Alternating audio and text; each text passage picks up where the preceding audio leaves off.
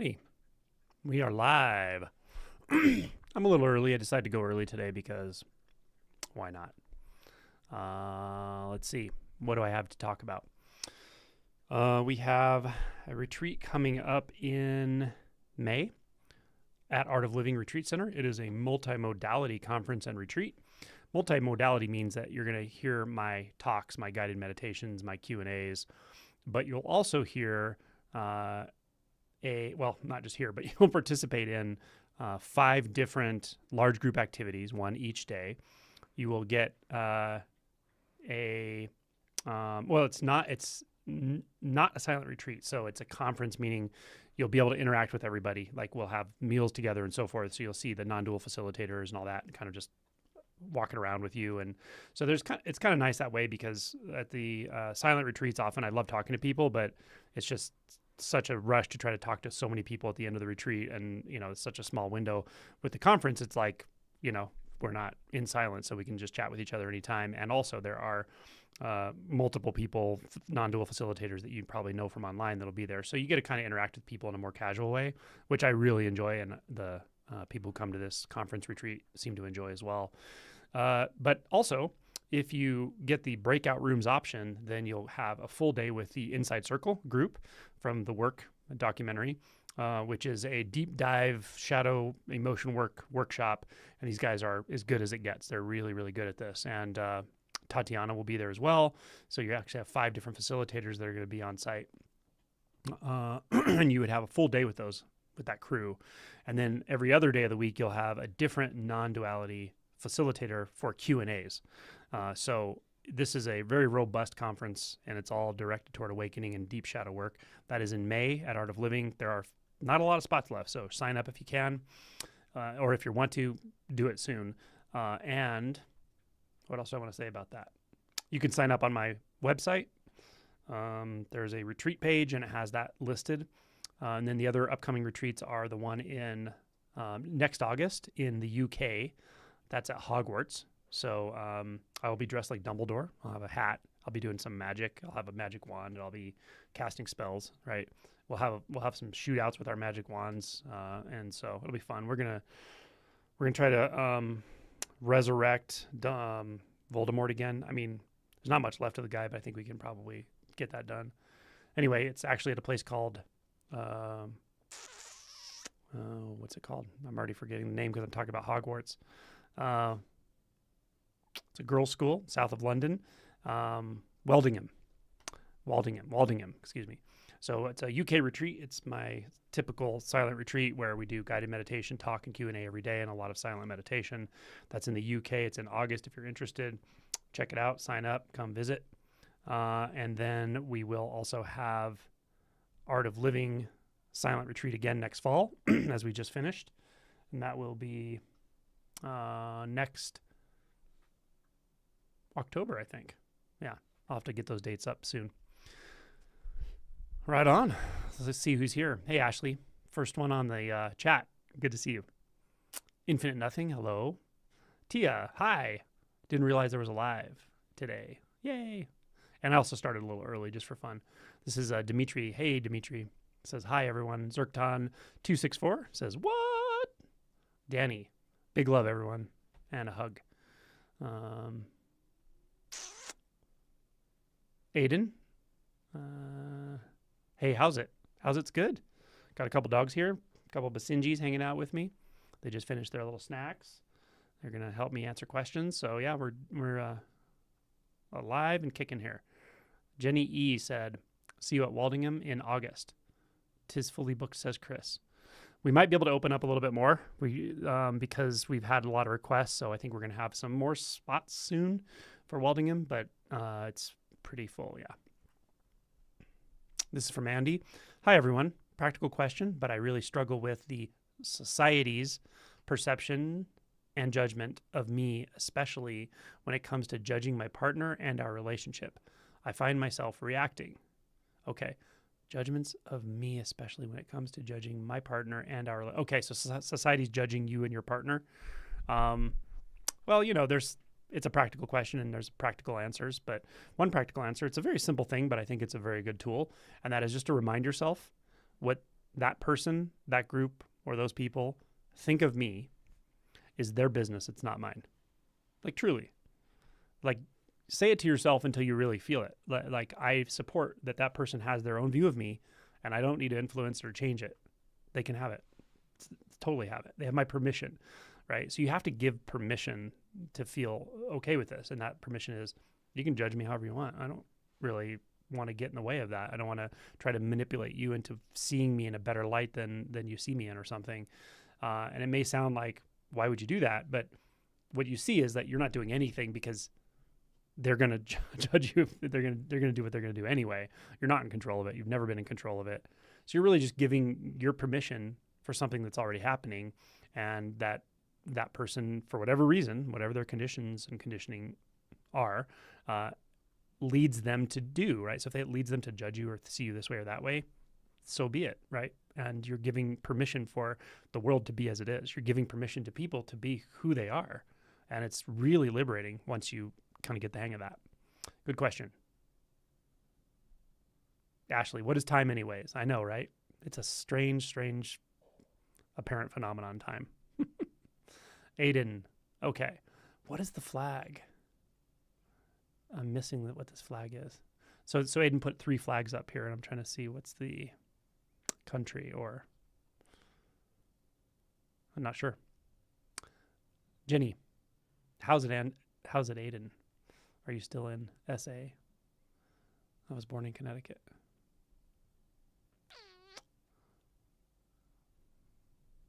What else do we have coming up?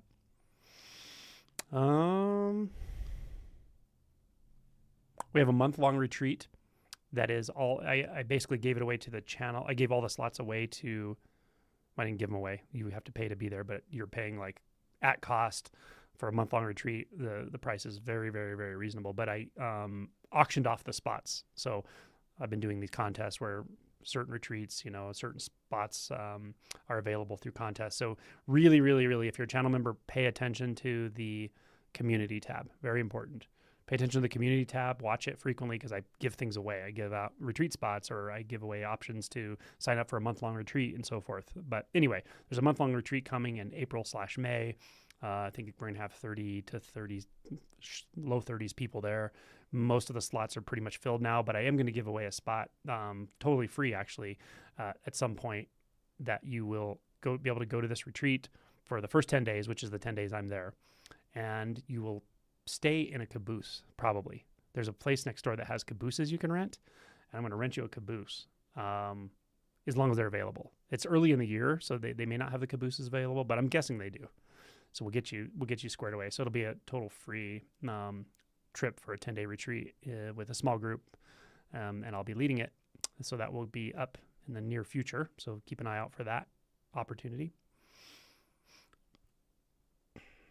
Ashley said, I'm so grateful, so thankful for meditation just in itself. I know, right? I had to get a 90% on my math final to move on in my program, and it feels like it helped just so I could relax and focus beforehand. Meditation is so powerful, so important. As I say to people, it doesn't directly lead to awakening in and of itself. That's something that's maybe parallel to a practice of meditation. You have to really want to wake up. You have to really be interested in investigating your true nature, as Ashley has been and has woken up and so forth. But in alignment with that, meditation is a powerful practice, and it's really, really good all the way into deeper stages of realization at helping to stabilize the insights that are realized through awakening and through deeper stages of realization. So the insights come, they're direct, they're clear, they're unmistakable, and they are essentially irreversible. And then meditation helps you stabilize them largely. So very good point. And I'm glad you did well on your test. Cape Town. Oh, okay. Aiden's saying from Cape Town. Cool. Ooh la la. What did ooh la la say? Okay. Ooh la la. I'm kicking myself for not keeping up with that community tab and not knowing about the month-long retreat until all the members have been chosen. So I really try to be as good as I can about making sure everybody sees stuff on the community tab, but most of what I can do is remind you to look at the community tab. Some people will say, oh, I didn't get the announcement, or I didn't get the message. So just make sure you're signed up for like community tab or for channel member announcements. I'm not sure exactly. Every platform is a little different, but whether you're using an iPhone or using a Android or using a PC, whatever it is, but just make sure you have the settings so that you're getting all the announcements. The other thing is just check the community tab periodically or whatever. Usually if I put something up that's free, it's usually at least a week, not always, but it's usually at least a week before I'll announce a winner or something, so people have time to see it and sign up. But it's usually a very simple Google form sign up, and that's it. So the announcements should get to you, or the alerts or whatever it is, they get to me every time I send one out. My phone immediately shows me like, oh, there's a message in the community tab. So it could be that your phone doesn't have notifications on or something, or that your setting on YouTube doesn't allow or isn't sending you notifications. But if you have both of those, then you should be able to see it.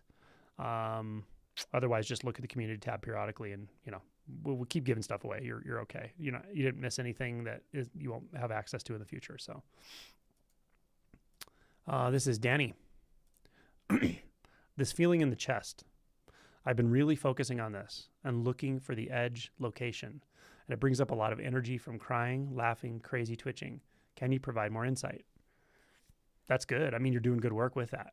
If you're having those kinds of experiences where you're accessing emotions, especially being able to physically emote, like the physiological aspect of emotion is coming through, you're doing good work already with this, right? Twitching can definitely happen. So we can get these spontaneous kriyas or kundalini or whatever you want to call it. That just goes with the process when we have often emotion releases, when we're starting to access a more expanded experience, energetic experience, and so forth. These things just come through for some people. So I don't really have more insight specifically into what you said, unless there seems like there's a problem with it, or you have a specific question.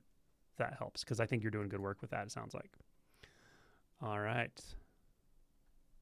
Oh, ooh la la. The month-long retreat is in Utah. Like I said, it's full, but we'll have a spot that I'm going to give away for 10 days, and you'll be staying in a caboose. Probably. I will definitely give it away, but you'll probably be in a caboose. Imfadi says, any tips on releasing the vigilance around others and feeling their feelings? The mind finds it safe to constantly monitor. It slips there so easily. Yeah. There are a lot of answers to this. It really sort of depends on various things, the situation. It depends on you, depends on the intensity of what's going on. There are a lot of ways I could answer this, but essentially, like, we feel hypervigilant around others, or on guard, or in our head, right? These are all very common. One way or another, it's really about keeping attention in the body. So what I might say to you is something simple. Do an experiment. Try to go through a day, keeping your attention in your body, like throughout the day, throughout a work day, a day where you're going to interact with people, and know from the outset that you're not going to be able to do it all the way through. There's no way. You're going to lose track sometimes. And so if you know that from the outset, then you don't have to beat yourself up when it happens. So don't pick on yourself when you notice you broke the chain. That's just another way to distract into the mind, to go, oh, I don't know how to do this, and it must not work for me, or right. When you realize, no, it's normal for the mind to wander. But once you notice it, just go right back to the body and be very simple about this. See if you can carry it through experiences. So like, say you're going to walk into a meeting or something, right? See, can I keep my attention in the body as I walk into the room, sit down, do what I need to do, smile at people, say hi, do whatever I do, and even maybe answer a question. Just see if there's any real barrier to keeping your attention in the body, and how continuously you can do it throughout a day or parts of a day, right? But the reason I say do this for a whole day without other practices is just so you can notice the patterns. Like, if you do this, you'll probably notice there are times when there's almost like a quote unquote reason you're moving up into your head, like a certain thought triggers it, a certain person triggers it, a certain sensation or emotion triggers it, right? Or just a certain happenstance, like something that comes up in day-to-day life that, like, for whatever reason, that just sends me into my head, right? So if you spend like a whole day doing this, you'll have some of these observations, but don't analyze it during the day. Just do it. Just try to keep your attention in the body, because most of this learning isn't these revelations I'm talking about where you go, oh, that's what triggered me, or that's what triggered me. Most of the value of what you're doing is actually the practice of doing it. It's actually the practice of remaining in the body, seeing that you can. And ultimately, over time, you'll notice like, wow, I actually can respond seamlessly. I actually can come up with the right thing to say without thinking about the right thing to say. I actually can just interact with people in a pretty simple way. And then when the interaction's over, I can let it go. Wow. And the way you're doing that is keeping your attention in your body. So if it works for a day, keep at it, right? So that's what I would suggest. Tell me how it goes for you. Okay, this is Ashley. Thank you. I actually ended up with a 96%, which was close to 100 as I could get. Awesome. That being said, the semester went amazing because of how clear everything feels now. It's hard to explain. I'm really happy for you, Ashley. You've done so much work, and I know you've gone through some heavy stuff and intensity, but you've done it all so courageously and forthrightly and with the right orientation, which is the orientation to truth. And it's paying off for you, of course, and paying off for everyone around you. So I'm really happy for you. This is from Baytropolis. Hey, Angelo. After the eighth fetter drops, does consciousness and attention eventually stop doing that U-turn and paying attention to the ego? Maybe as more emotion gets resolved. Essentially, the dropping of the eighth fetter is that stopping. That's pretty much what that is that arc of consciousness to become self-conscious kind of isn't really there. That's one way of defining what the eighth fetter dropping really means. So maybe that's helpful. It doesn't mean that there won't be an emotion tones. It doesn't mean that there won't be thoughts. It doesn't even mean that thoughts cannot still be distorting, because they still can be distorting. They're just far less distorting, and there's far, far, far less buy-in into anything. It's a hard thing to explain, but it's just that the directness is primary. The directness of experience is primary now, right? You can see that anything fabricated is fabricated, and you can see that the fundamental fabrication is self. That's what the fetter dropping is. Good question. This is from, I think probably Chinese kanji characters, or Chinese characters maybe, or maybe Japanese. It says, howdy from Houston. Wasn't expecting something today. Well, I'm glad you're here. Howdy back. This is from Dahlia from Sweden. Very cool. Silent Sabbath, that's a cool name, from Ontario, Canada. Carrie, hello from Maine. Hi, I love Maine. This is from Danny. It does feel like the place to look after ignoring for a year. This is the chest thing, I think. I'll just keep letting it all come up. Lots of emotion, childhood coming up, but the non-dual seems to stabilize for longer periods. You're doing great work. I wouldn't add anything to what you're already doing. I think that's right on the money. Good job. Okay. See, this was all pre-starting time. We're not even set to start yet. So we'll see how many more people show up as soon as we hit 2 p.m. Mountain Time. What else do I want to announce? Talked about some retreats. Excuse me. I misspoke. The 2025 retreat at Art of Living is actually not in October. I think it's the second week of December. I'm pretty sure it's the second week of December. What I did though this time was I said, can we look at 2026 so I can get like a little earlier in the year? And they were nice enough to let me do that. So in 2026, I think we're going to be sometime mid to late October, but not over Halloween because I didn't want to do that. So there you go. Hey, Brad, good to see you. All right. So what kind of videos do y'all like seeing? I often just come up with something randomly or answer questions and use a certain question or something that's been coming up in conversation to make videos. And sometimes it just comes to me what to make them about. But I do like to hear from y'all and see what videos you dig the most or what kind of pointing you like. Whether you want some more videos about consciousness, emotion, mind identification, thoughts,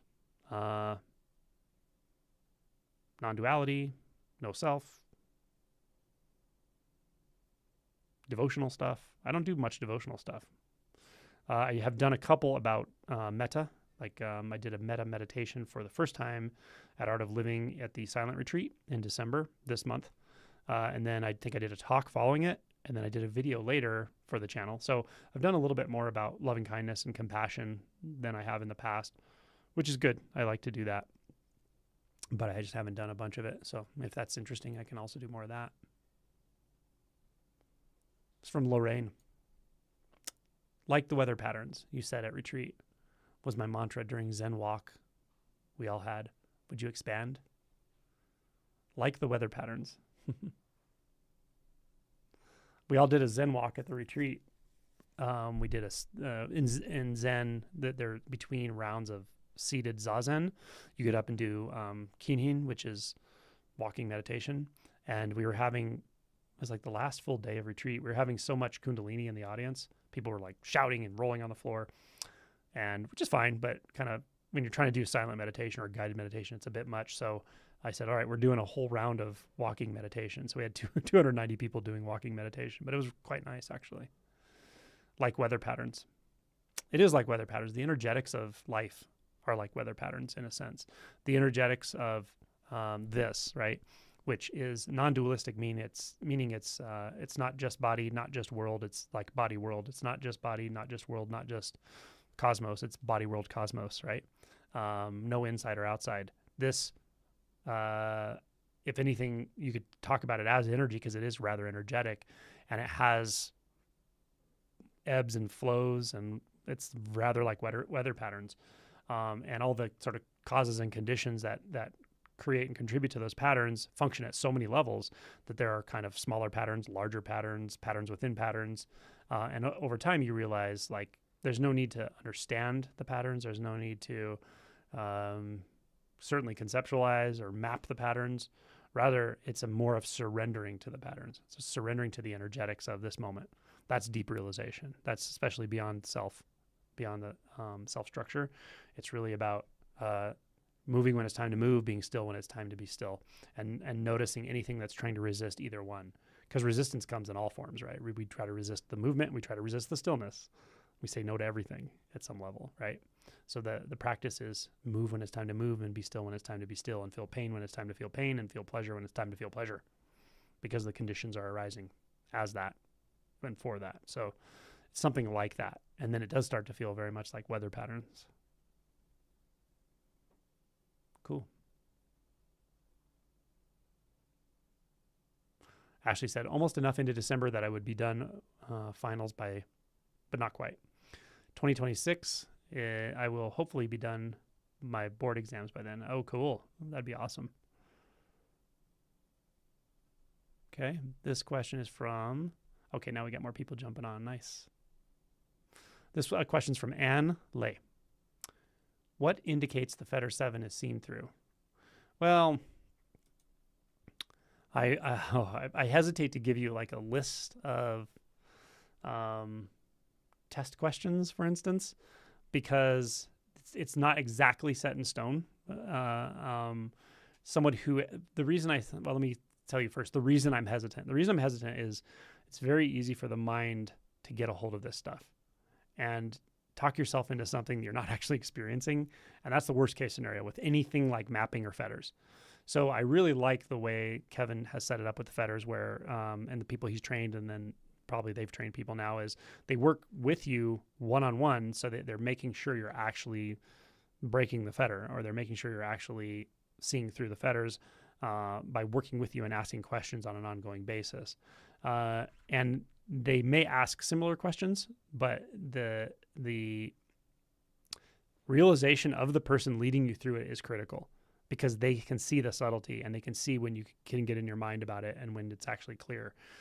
So I'm reasonably hesitant to give you like a list of things that I might ask somebody. For me, it's pretty obvious, and I, have that conversation with people pretty frequently. I did probably 3 or 4 people at the Art of Living retreat just casually when I met them, and they were asking me about their realization or their shifts or whatever, and I can kind of figure it out very quickly by asking them about their experience in the immediate. But ultimately, ultimately Fetter 7 is about seeing through the illusion of form, that anything is actually existing. So there you go. You can see how easily that is to turn into a mental thing, like, oh, the void or whatever. But it's not a mental thing. That's the whole point, right? It has to be realization. So that's ultimately what it's about. Do you, so instead of asking it conceptually, maybe, Anne, can you give me like something about your experience or what you're asking, why you're asking, or what is your experience? Kathy McCoy, I'm really enjoying this retreat, the retreat vids I just gained access to. Yay. Yeah. Patron circle members on this channel, if everyone here doesn't already know, they have access to like all my recorded retreats for the last few years, and they'll just be more and more as we go because I'm putting them all on there. So yeah, if you want whole retreats, that's how you get them from me. Okay.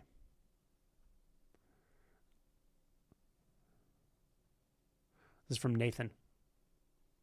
Nathan plays. Good. I'm glad you play, unless that's your actual last name. I never know on these things, right? Hi, Angelo. I think it's becoming more and more painful hanging out in the identity. Yeah, I feel you. Like, so uncomfortable. I've been feeling a lot of energetic stuff listening to you. First time commenter. Yeah, brother. It is uncomfortable. Yep. So this first sentence says it all, and there's way more here than just this, what you hear in the sentence, and there's more than you're probably even perceiving as far as like what the implications of this are. The implications are huge. It is essentially the first noble truth of Buddhism, which again isn't just doctrine. It's a pointer.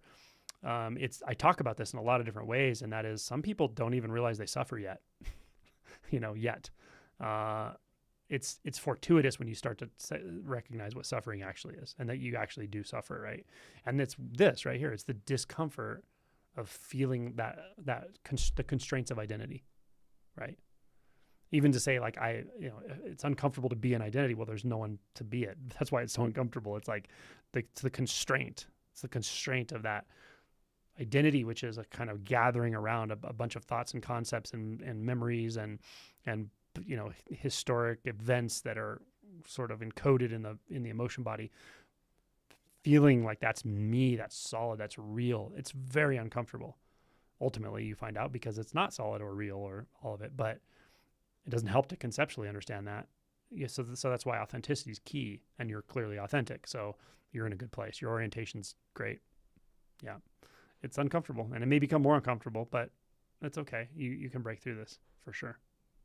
The discomfort is the fuel. I know it doesn't help to hear that consciously, but it probably helps to hear that deeper, because it did for me. Is like the discomfort is the fuel.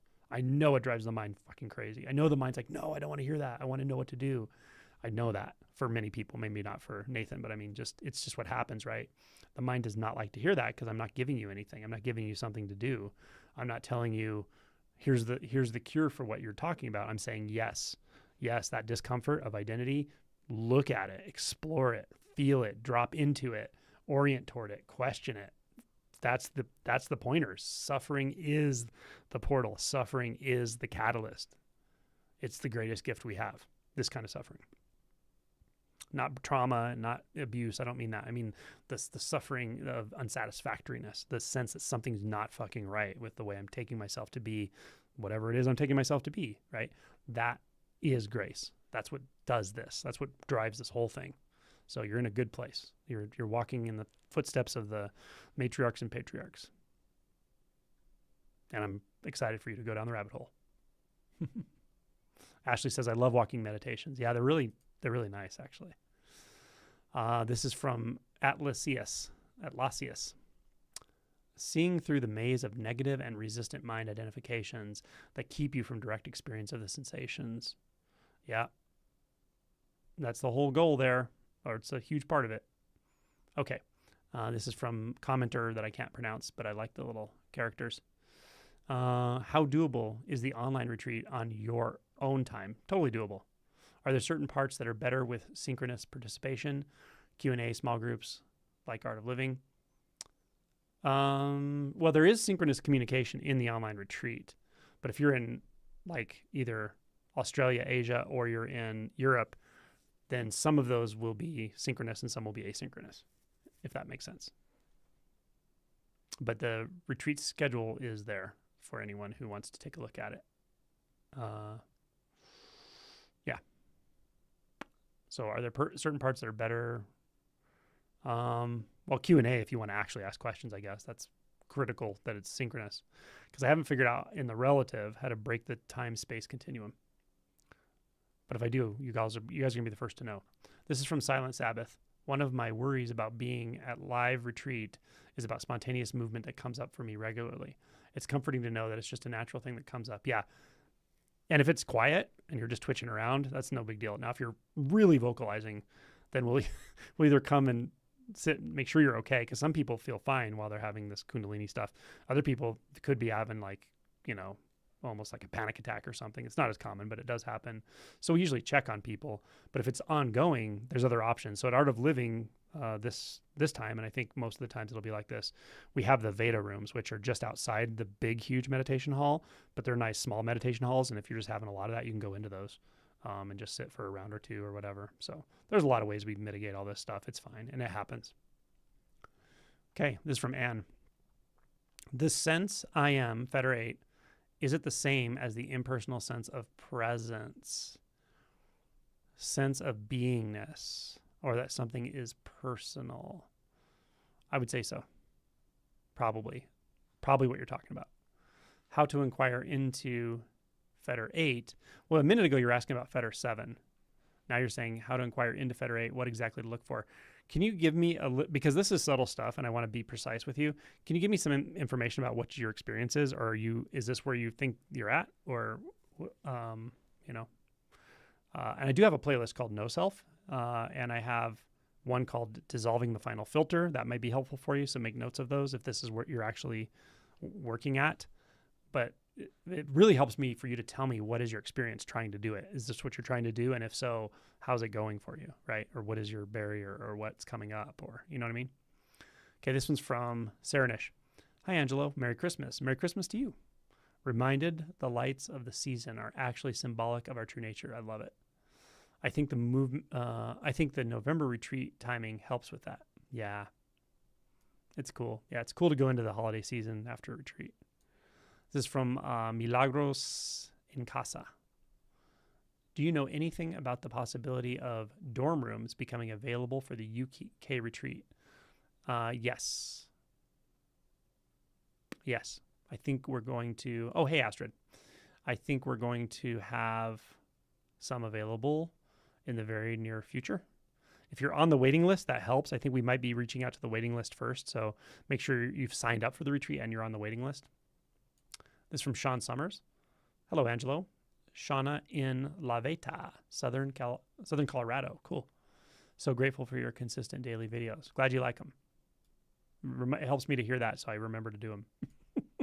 Danny, I just want to share my appreciation for everything you have helped with on this journey.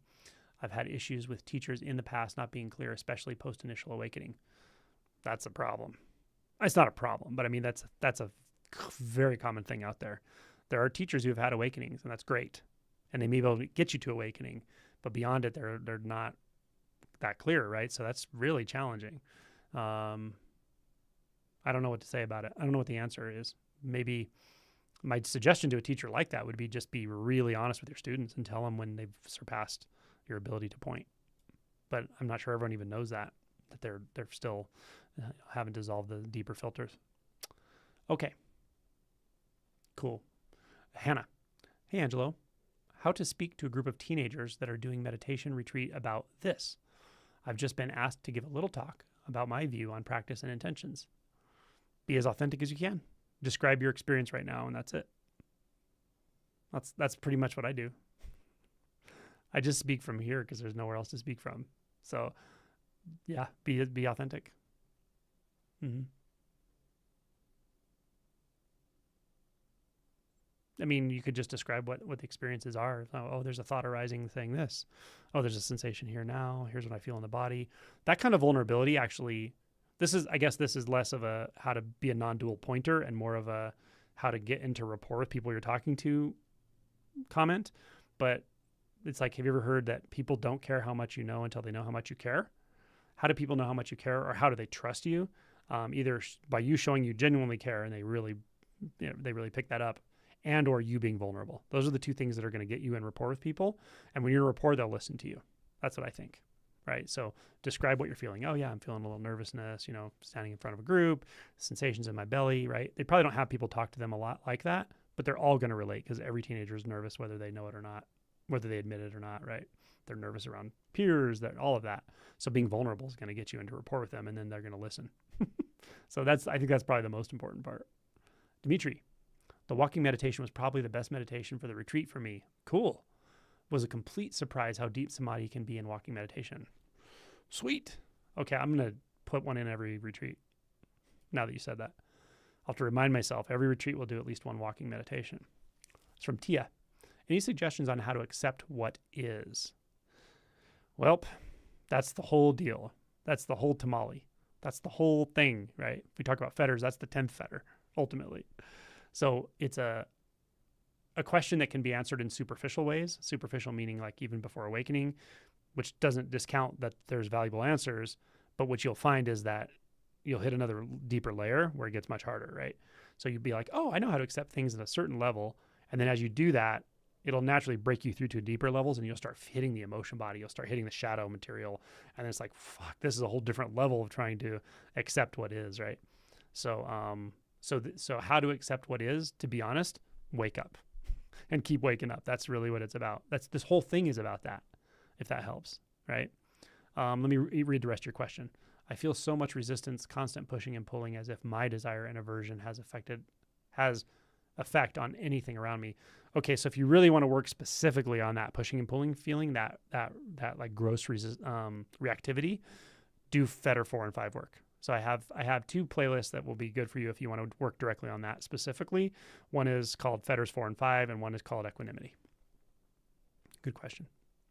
But the deep no, the resistance, all that drops in the deepest stages of realization, and you can probably still find some remnants of it. That just gets subtler and subtler and subtler and subtler. Yep. But as you go down traverse this path, fundamental illusions will fall away. That's how this works, right? So addressing the fundamental illusions one by one is a really good way to get to those deepest resistance patterns. Good question. DVD Mon, what's up? Good to hear from you. Danny, favorite videos. The latest retreat videos are wild. The QAs really resonate. Best video was the Judas Priest Dio one. I was so triggered. You got the artist wrong until the end and burst out laughing. Oh gosh. That was I did that a while ago. I did that and so many people were like, no, he didn't know that. He didn't know until the end. I was like, okay. I was doing it on purpose because I actually saw someone on TikTok they did videos like this where she would mispronounce something on purpose or something. And I thought it was so funny. And then I had the idea of doing a video about certain song lyrics because I like song lyrics and some of them are very poignant with clarity. So I was like, okay, I came up with this thing, I'm like a theme where I say, oh yeah, Jet Airliner by the Eagles or whatever, then at the end I would reveal what the real artist was or whatever. So, yeah, that was kind of funny. Good times. Jennifer. Hey friends, hope all is well. Headed to a party. Can't stay long. She's so sweet. Jennifer was one of the very small group of people who operated and facilitated the observatories, the zero distance observatories, to help people directly grasp the headless way during the retreat in Boone. And it was awesome. People have shifts doing this. People have major shifts doing this. So we have a modality that's a physical modality where you actually look into these observatories and you're guided by voice and descriptions of what is seen and what you're really seeing and questioning what you're seeing. And people have shifts and it's pretty cool. Suddenly see people walking around with no head. This is from David and Elaine. Hi, Angelo and everyone. Love and greetings from both of us in the UK. Good to see you. Kathy says, thank you, Angelo. You're welcome. Okay, Anne. Forms is like I see both modes simultaneously. There is just sensory mixture of visual, color, shape, sound, sensation, smells, same time. There is knowledge of what things are. Knowledge of what things are. Do you experience things directly? So sensory mixture of visual, color, sound, sounds. Okay. So the thing I'm wondering, because this could be more like 6th fetter, having dropped, right? So like like boundlessness. Boundlessness, it's still like a sense of form often. So really I'm wondering like about with you, I would wonder about distance. Are you experiencing distance? Are you experiencing placeness? Are you experiencing locality of anything? Object, self? Is there actual locality to anything? And does anything actually exist? Does anything actually exist, right? That's kind of what I'm asking about seventh fetter. Good stuff. Okay, Kate G. How do you get your mind to cooperate when faced with existential fear? Don't worry about trying to get your mind to cooperate, particularly the fear of the unknown, the fear of annihilation. I've heard from various non-dual teachers that the mind can, let me go to the bottom here, Kate G, eventually become an ally. Thank you, Angelo. It becomes an ally by not trying to get it to cooperate. Don't get it to cooperate. It's not an agent. Your mind doesn't have agency. They're just literally just thoughts appearing. Pop, pop, pop. Like balloons. Red balloon, blue balloon, yellow balloon. The red balloon says, I'm going to die. The blue balloon says, you're a worthless piece of shit. You should kill yourself. The green balloon says, oh, I'm hungry. I'm going to go eat some tacos. The purple balloon says, oh, that guy's hot. Let me go get his number. I mean, right? It's just thoughts. These are all just thoughts. So fear of the unknown, right? Like it's saying, I don't know. I don't know what comes next. And if I don't know what to do. That's another thought. And if I don't know what to do, I could be killed. That's another thought. Death is annihilation. That's another thought. Those are all thoughts, right? Sensations are sensations. Now, the body may have a strong physical response to this in those moments, and it probably will. Go to the body, yeah? But don't try to get the mind to cooperate, because how could you do that? It's impossible. So what you're really seeing through here is not just that the thoughts are just thoughts and not just that the thoughts don't have agency. You're seeing that the one who thinks it's going to get the thoughts to cooperate was never there in the first place. You were never there to die. You were never there to fear annihilation. That's what you're really seeing through. Good question. Okay. Infinite Nothing says, stuttering since childhood. Every time I'm asked for my name, I get stuck. Having flashbacks of past similar traumatic moments where I got stuck. I can't get a word out. Feeling shame and worthlessness. Okay. Let me go a little further and see if you have something else there. Or I think you're just kind of reporting. Okay. Yeah, the stuttering thing. Yeah. Find your suggestions. Find the most accepting person you know, the person who's genuinely compassionate, caring person, someone with feminine energy, and tell them, I want to ask them to do a favor for you and say, can you just hold space for me so I can just stutter? And then you tell me I'm perfectly okay the way I am, and that I don't have to even formulate a word for you to accept me, to validate me, and just continue to like nurture that and just show you that you're completely safe, however the voice comes, right? Whether you're stuttering, not stuttering, silent, let that person hold the space and show you, like, reorganize your nervous system around a deep self-acceptance through the relational field that is showing you that you're completely okay, whether you can get a word out without stuttering in this moment or not, right? That's one suggestion. Try that. See what happens.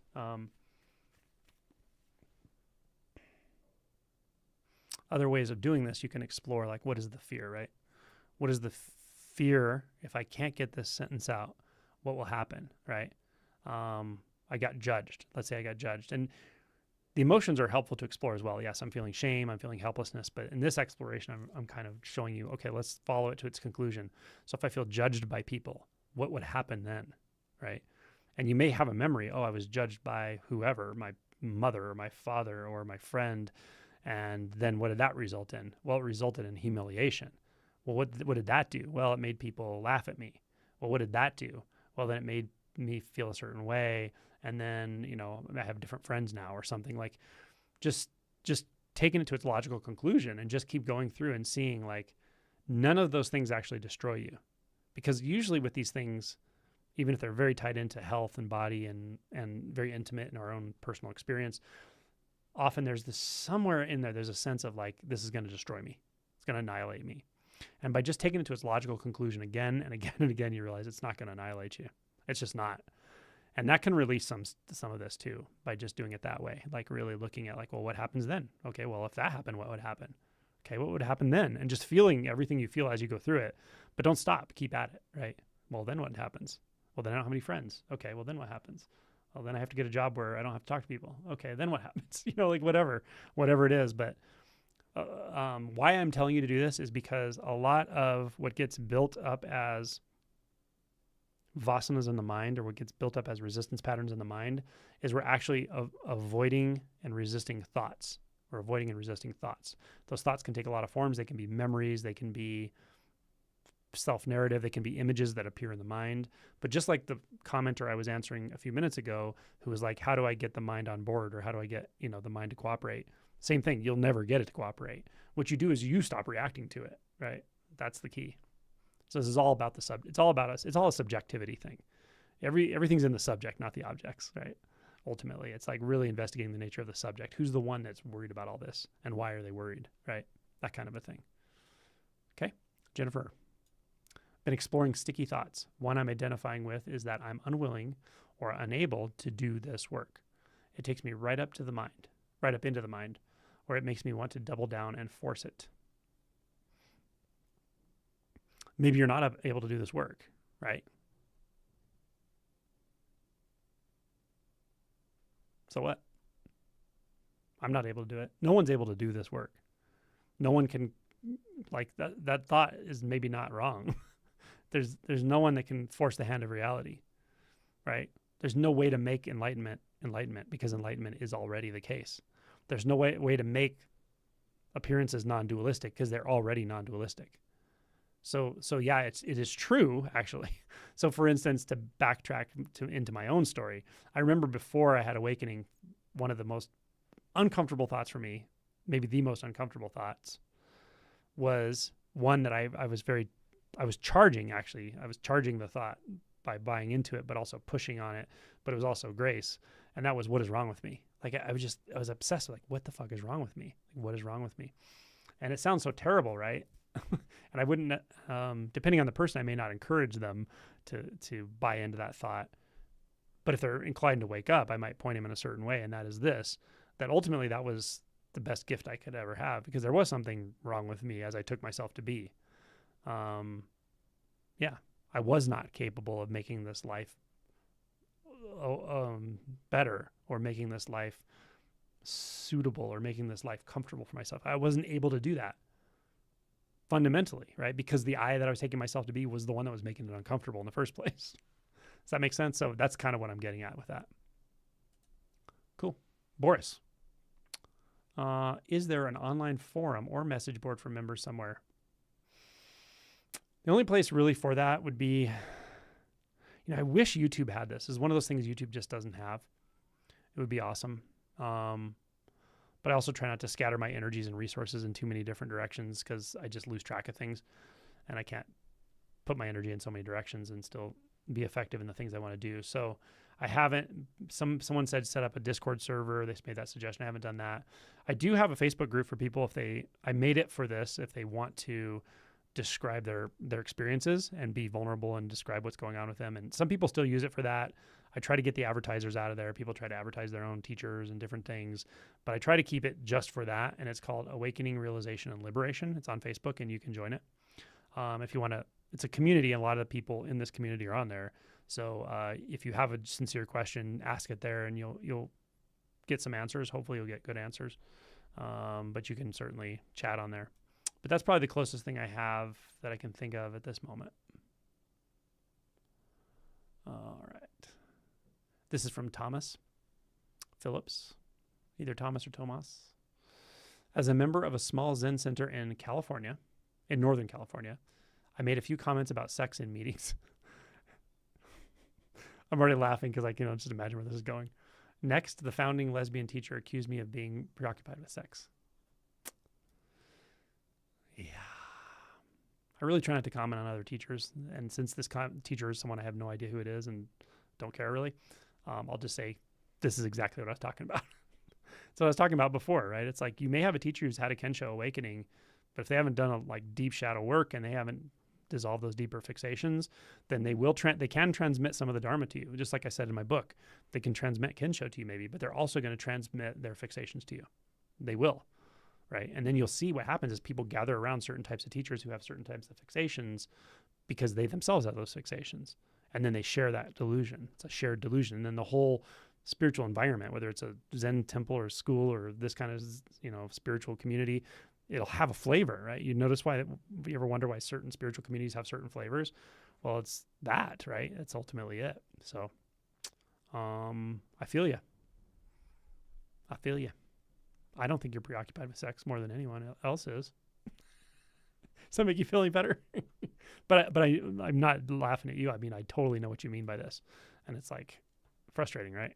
Because you can't clarify. Now there's no way you can clear the air. Like you couldn't go to that teacher and try to explain that. That's not what I meant. Because then they're just going to be like, okay, you're in denial. Right? Okay. This is from Anne. It says, at times it feels like this is where I'm supposed to be. It is like emptiness and staring into emptiness. There are times when attention moves from visual to sounds to other body and identified with as that. To sounds, to other body and identified with and as that. Okay. That all sounds pretty good to me. Ben Burke. Hey, Angelo. Thanks again for your constant work. It's always great to watch your new stuff. I'm getting more and more subtle and profound stuff going on. Right on. Good man. Let's see. The schedule for the online retreat is only available after paying, I think. I can put the link here, or anyone who has it can put the link here if you want to. Anyone can see it. Let me see. Let me do it this way. Okay, give me a minute. I'll get that link to you guys. First, I'm going to do that.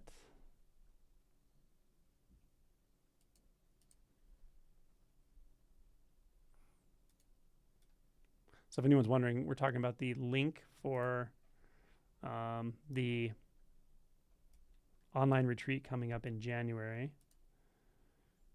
Let's see, online winter retreat. Schedule. Copy. Paste. Send.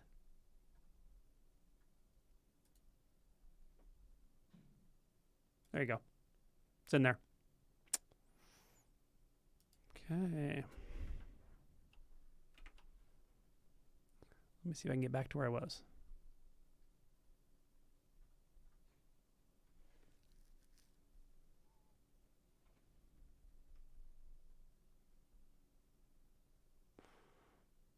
Okay. I'm going to go down to Anne's comment again because I'm getting it in pieces here.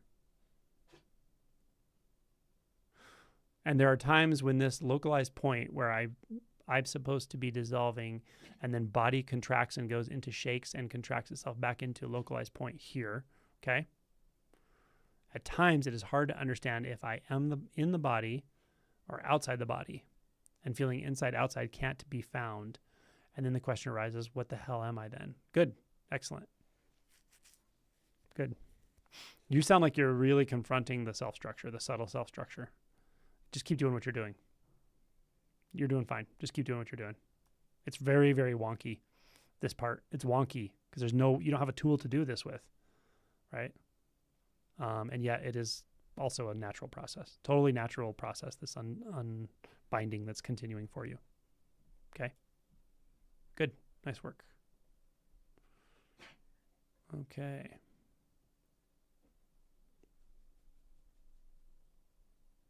Just trying to find my spot here so I don't jump over anybody.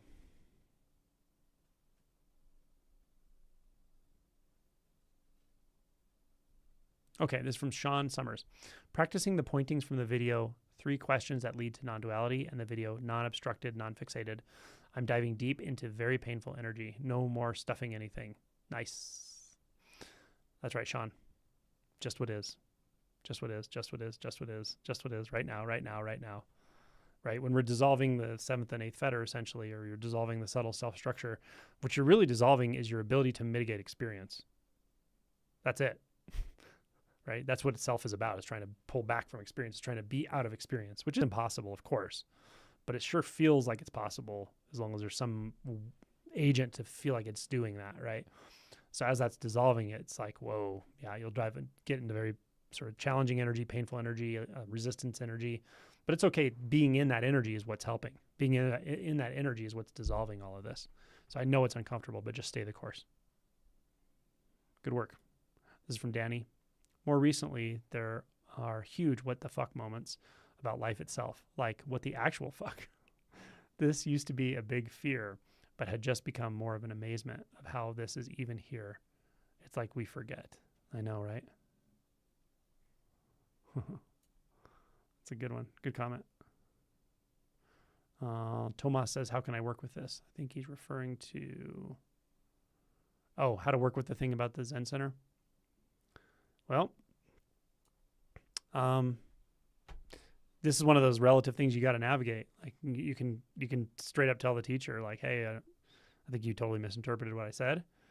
But again, you very much might end up in the territory of that teacher now being like, oh yeah, well you're projecting, or not projecting, you're repressing something, or you're not clear on your own motivations, or you're whatever, right? You're gonna get into these like weird duels with somebody. I don't know that for sure, but I suspect that could happen.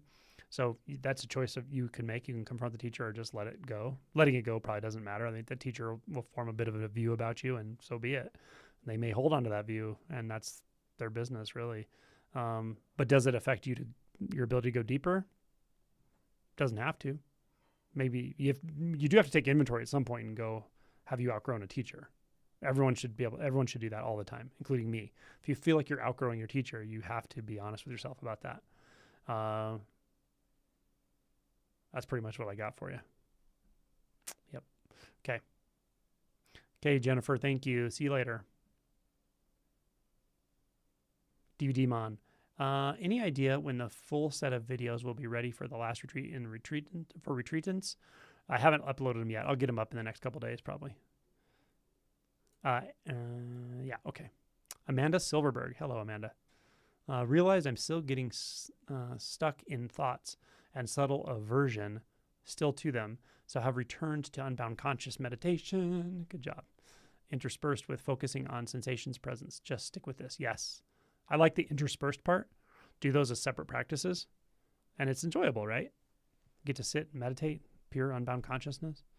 Any wave that comes up is already the ocean. The ocean is every wave. It's beautiful.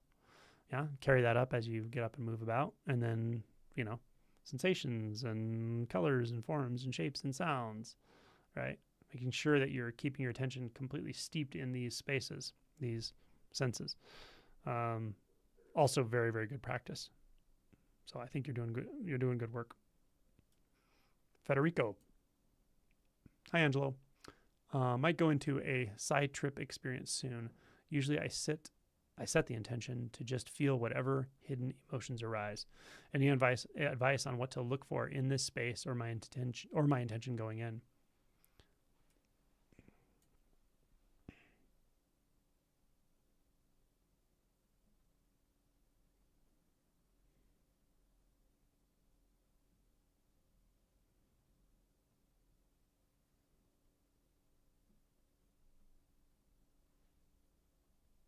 Something like, is there something I don't want to see? Is there something I'm not looking at? Is there something I'm actively avoiding seeing? And I don't mean a narrative either, by the way. I don't mean like that I'm a jerk or something.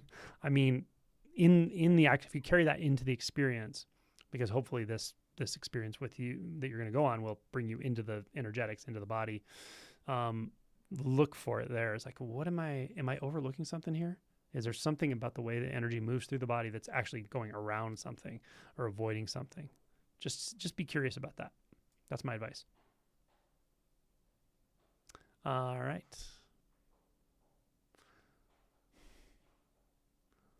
Ashley said, the shadow and emotion work and shit gets real. There's no other way I can word that. Yep, that's for sure. Adi, how to deal with esoteric automatic yoga. Started out as slow breathing happening in meditation, but for the past month, my body will start to hold its breath and do all these contractions. I don't know what you meant by esoteric automatic yoga, but yeah, these sound like those kind of involuntary or kundalini type things, or involuntary asanas almost or whatever. So just remind yourself to breathe, you know? It's like, I think with these things, it's a lot of times it's finding that the balance of the relaxation, and also where the energetics are moving your attention into the body. Like find that movement, find that pathway, so to speak, and trust it. But yeah, if you feel like you're holding your breath or something, you may be straining a little too much. Just slow down, take a deep breath, relax the body, start again, and just see where that attention carries you. See where it's kind of moving your attention into the energetic of the moment. That's kind of how I would approach that.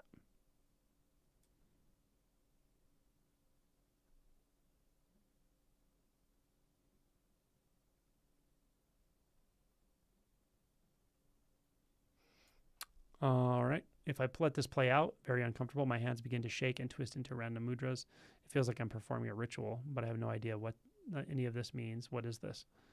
Yeah, this is like the Kundalini thing coming through, right? It can be really intense.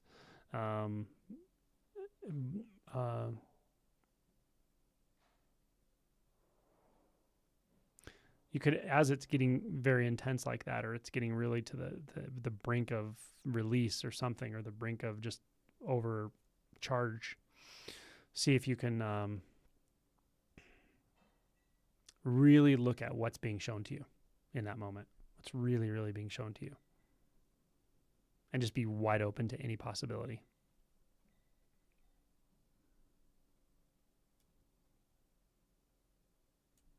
This is from Perryman. With soft looking, I felt my attention snapping to objects in the room after the visual field becomes more non-distinct. After one-on-one work, this occurs less. Are these thoughts, and how do I inquire more? With soft looking.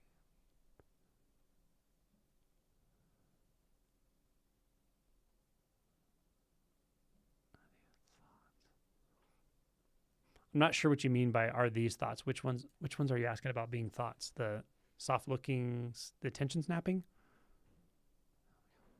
Because you did say after one-on-one work, this occurs less. So it sounds like the one-on-one work is helping you.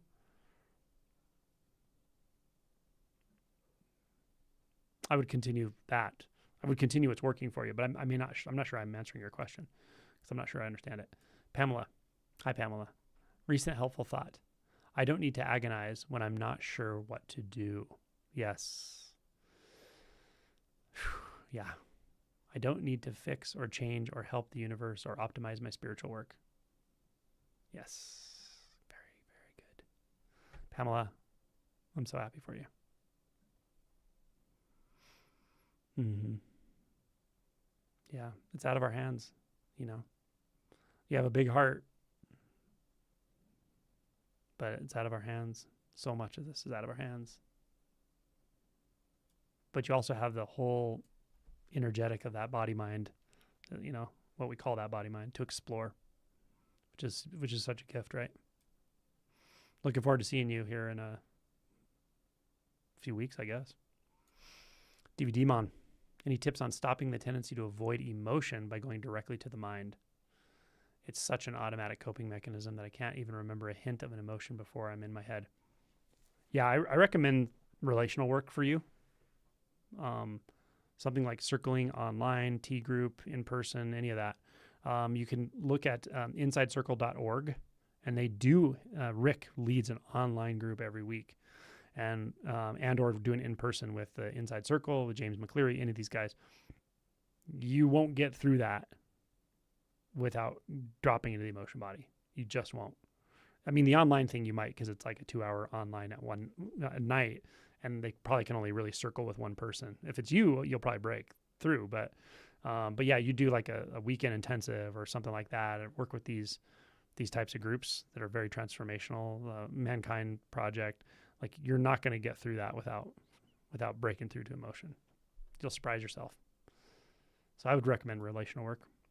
Ryan Bocut, haven't seen you in a while, buddy. When a perception that colors our experience is seen clearly, does it become unable to arise at all or does it still arise but become unable to color our experience? Well, that's the question about perception is very interesting, because you could almost say perception is what makes you believe that a thought can color your experience. Does that make sense? I don't know if it makes sense, but it's a deeper realization than a first awakening often, because you can have a first awakening and you see through the fundamental illusion at one level, but you see very clearly through it, right? You see it through it at the level of thought and concept. At a deeper realization, stages of realization, you start to confront the experience, or I'm going to say the phenomenon of perception. And that is a much more intimate interface of reflective mind with identity, or with the illusion of identity. So what I'm going to tell you ultimately is the phenomenon of perception itself will be dissolved. Infinite nothing. Thank you, Angelo. You're welcome. It does feel like fear or death somehow. Yeah, exactly. Yeah, I really want to hear what happens if you try some of those suggestions.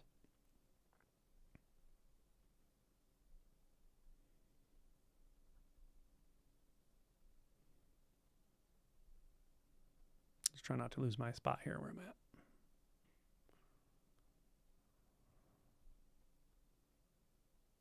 Ashley said, I feel that about thinking what is wrong with me very deeply. So relate to that. Yeah. Judy, are dreams relevant to awakening? They definitely can be. I've had 2 dreams where I awoke screaming in absolute terror, then 2 dreams of standing on the edge of a cliff, again experiencing abysmal fear. Step over that cliff, my dear. At some point, you're going to take a step off of that. And it's not what you think it is. The mind is turning it into a cliff, right? The thoughts are turning it into a cliff. It's a mental vision or mental image. This isn't a cliff. It's not even a cliff. It is the unknown, though. So you're like nose to nose with it. And at some point, you'll realize, like, I might as well just step through. This is from David and Elaine. We felt moved to say how touched we always are by the sincerity and depth of questions in the Q&A. Yeah, right? And the double barrel. Truly amazing. We are privileged to be part of this community.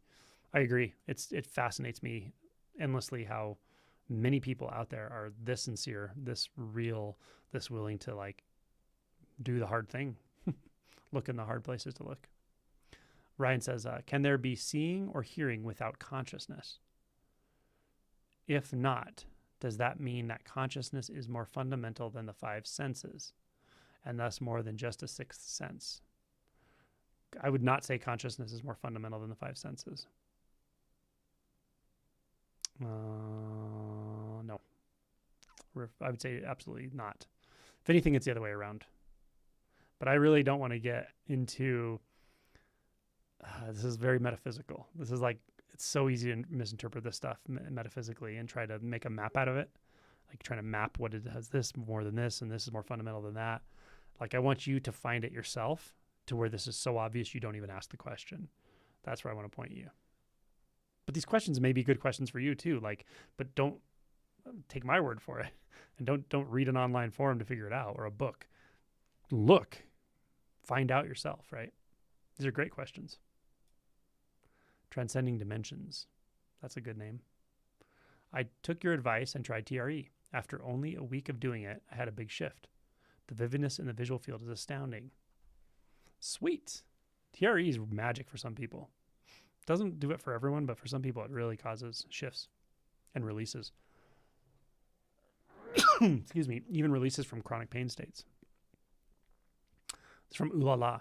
So people who join retreat from very different time zones will not be attending everything live, correct? That is correct. The schedule I posted right up here somewhere, you can look at it and see how that works. Tim Mann, how important is hope or belief that I can wake up?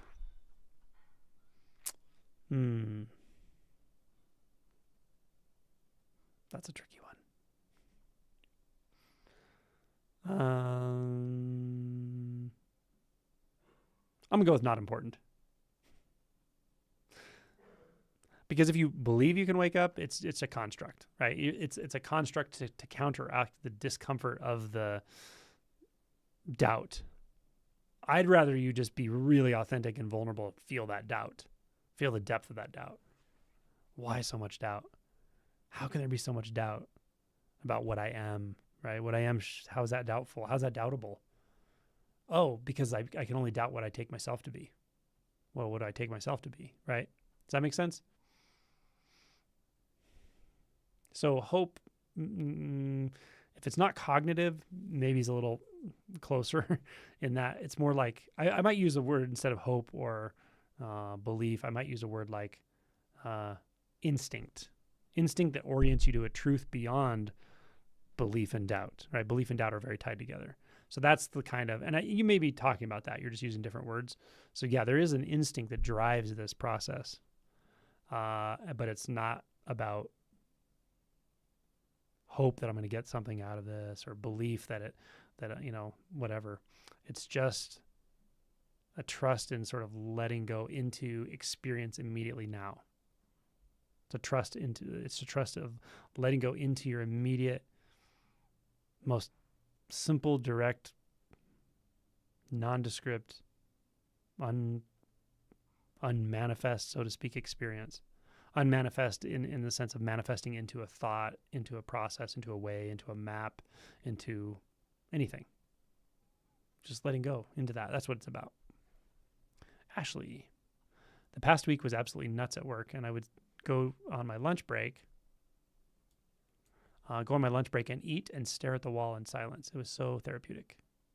Yeah, once you're clearer with this, after there's been some shifts and you're kind of proficient with meditation, you can do this. Like you can meditate with your eyes open. You can meditate in very simple ways at times and spaces that are just allow you to be fully present, not give a crap about what anyone else is really doing, and also not be in your head about it. And so staring at a wall could be rather meditative. Worked really well for Bodhidharma, didn't it? Perryman, the snapping back into objects into the room, into the room, it happens less. Oh, okay, good. It feels like the answer is continue looking, like you said to another question. Find where the attention moves when meditation slips. Yeah, I think that's good. I mean, it's always about continue looking, right? It's always about discerning what's the most clear, what's the most obvious, what's the most simple, what's the closest, what's not constructed, what's not fabricated, what's not even elaborated upon, what is not emphasized, just is. Okay. Let's see. Shanath. Doubt is so pervasive. Yes. Every perception and stepping back was mostly doubt. Your video on going beyond doubt really made something click about doubt. Yeah. So doubt is very pervasive. And that's not a problem. It's a problem when you're trying to fight. Okay, the seeming pervasiveness of doubt is a problem when you're trying to fight it from a place of being the one that is subject to doubt. Being the one that doubts itself. Then it's almost like endless, right? It's a house of mirrors. But when you see the doubt itself, including you, the one that feels like you're subject to it, is really just a phenomenon. It's a momentary experience. Then you have some ability to all of a sudden see, well, what's not doubt? What's not doubt? You know doubt well, right? You know doubt up and down, backward and forward. You're familiar with doubt. We're all familiar with doubt. Great. Do I need to explore that further? Probably not. So now what is not doubt? See what happens when you ask the question, what is not doubt? Right now. See what happens, right? What comes? What clarifies? What is not doubt? If you need to ask it this way, what is not doubtable right now? Right? See where that trajectory takes you. This is from Carrie Sewell. Probably Sewell. After going through the fetters a year ago with a practitioner, you suggested I find some fetters circle around the smallest nuances, show up, and drop away. Is there more to look into, or let it be?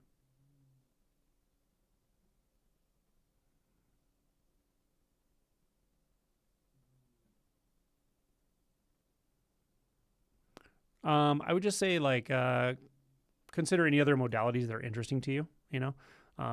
Like myself and other sort of practitioners, let's say, that are have dissolved the subtle self structure. We do all kinds of stuff. We do circling workshops, TRE modalities, like physical modalities. Like that's the beauty of being beyond the self, is like you're just totally free, right? It's just freedom. So there will be continuing clarity, right? Things will continue to clarify at very, very subtle levels, but it's rather energetic at this point. It's like subtle karmic threads, right? So I don't think there's an exact recipe, and there's also, hopefully, it's clear that there's actually not agency, right? So there's not really a what to do or how to do it or even who doing it. There's just what's being done. But by fully trusting the what's being done to do itself by itself, then the next step materializes, let's say, the relative next step, or the next whatever materializes. So this is the fun part, because it's just follow your instinct. Your instinct will lead you exactly where it needs to go. And it may surprise you a lot. Surprised me, for sure. Sam, how can I tell if something is biological, neurological, or harmless Kundalini stuff? I've woken up a few times with strong electricity buzzing. It sounds like Kundalini. I mean, as a physician, I can tell you it very much sounds like a Kundalini type thing. It doesn't sound like a typical neurologic pattern of like a neuropathology, but it doesn't mean it's not. You can always go get checked out by a physician if you're ever nervous about it. And also, a lot of this depends on your age. You know, if you're 78 years old and you ask me this versus if you're 25-year-old and you ask me that, and all the other symptoms that may or may not be occurring, and your overall function and cognitive status, like all of those things play into it, of course. So I can't just tell you by a comment or anything like that. I can just say it sounds kind of Kundalini-ish for sure. But if you're ever in question, never hesitate to see a physician or a neurologist. This is Patrick Edmondson. A lot of my suffering in daily life seems to come from social situations. This is very common, by the way. Being really uncomfortable around certain people, situations, etc. Afraid of shame and embarrassment. I long to feel authentic. Circling. Check out the Mankind Project. I just interviewed somebody, another guy from the Work documentary. His name's Bud Wheeler. Really cool guy. He's one of the kind of coolest characters in there from what I remember watching the documentary, and super cool guy, really cool conversation. He did many, many years of work with the Mankind Project, and it's exactly this kind of stuff. So that's what I recommend, something like that. Good circling. And you're welcome. I'm sorry, your message was in so many pieces, and I was trying to answer, but it's kind of hard, right? So I hopefully I got you some valuable feedback there. And thanks for doing the work. Aaron, hey Aaron, I haven't seen you for quite a while, I think. Yeah, it's been forever. Yeah, exactly. Well, it's nice to see you, or at least hear from you. All right. Brad says, without a doubt. All right. Shanath says, it seems like non-duality and unbound consciousness, can be easily misinterpreted. Totally. For me, I just couldn't make heads or tails, but there was one moment I experienced sound without the knower. Bingo. It was very intimate, but unstable. Yep. There you go. That's the answer to Ryan's question. But again, like, I don't want Ryan or anyone to make maps out of this stuff. But when you know it, you know it. When non-dual is so clear, and it's not unbound consciousness, it's just not. Yeah. Kathy says, I agree with Patrick's last comment. And Patrick says, something like circling authentic relating is absolutely terrifying to me. Does that mean that is probably something to look into and try? Yep. And I say terrifying, like really terrifying. Well, you know, like everything, like I'm sure it's really terrifying, but how terrifying can it be? You can only release so much epinephrine into your body. It's a physical experience. And remember, the terror is your mind thinking about it. When you actually go do it, it probably won't be terrifying. It'll be something, but it probably won't be terrifying. or part of it might be. But if you're already feeling the terror, why not just go do it, right? If you're already feeling the terror, why not feel the terror and also have the benefit of going and doing the thing? But I promise you, you won't be terrified of it ongoing. You'll walk out of there, as Bud said, feeling like you're 3 feet off the ground and never knowing you could feel that way. Lisa says, oh my God, what is not doubt? That blew my field wide open and subtly beautifully. Yay. That just sweeps the table clean. So much love to you. Love to you, Lisa. Big hug. Patrick says, thank you, Angelo. You're welcome. All right. Wow, I got to the bottom of questions. It doesn't happen very often. What else can we do here? What else should we do here? What else could we do here? Anyone have any really interesting, cool Christmas or holiday plans that I should hear about?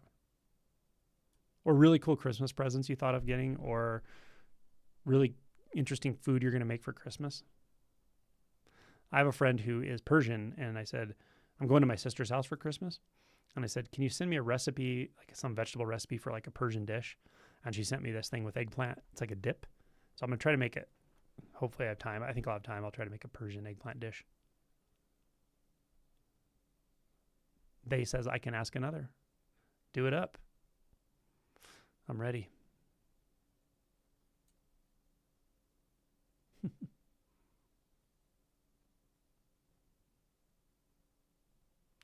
Here's another question that's fun. What is the earliest Christmas present you ever remember getting? Like the youngest do you remember getting a Christmas present? I feel like mine was like, do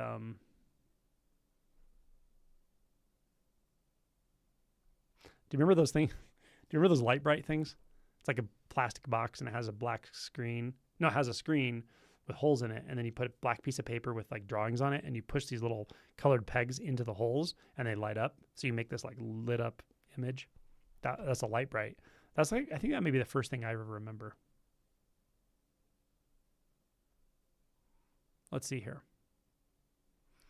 Warrior Honey Bunny Etal. I love that name. Made egg yolk cookies. So rich and yummy. Egg yolk cookies. Can you throw the recipe in there?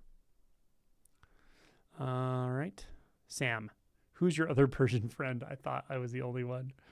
No, Sam, I know other Persians. I know several, but that are in this space.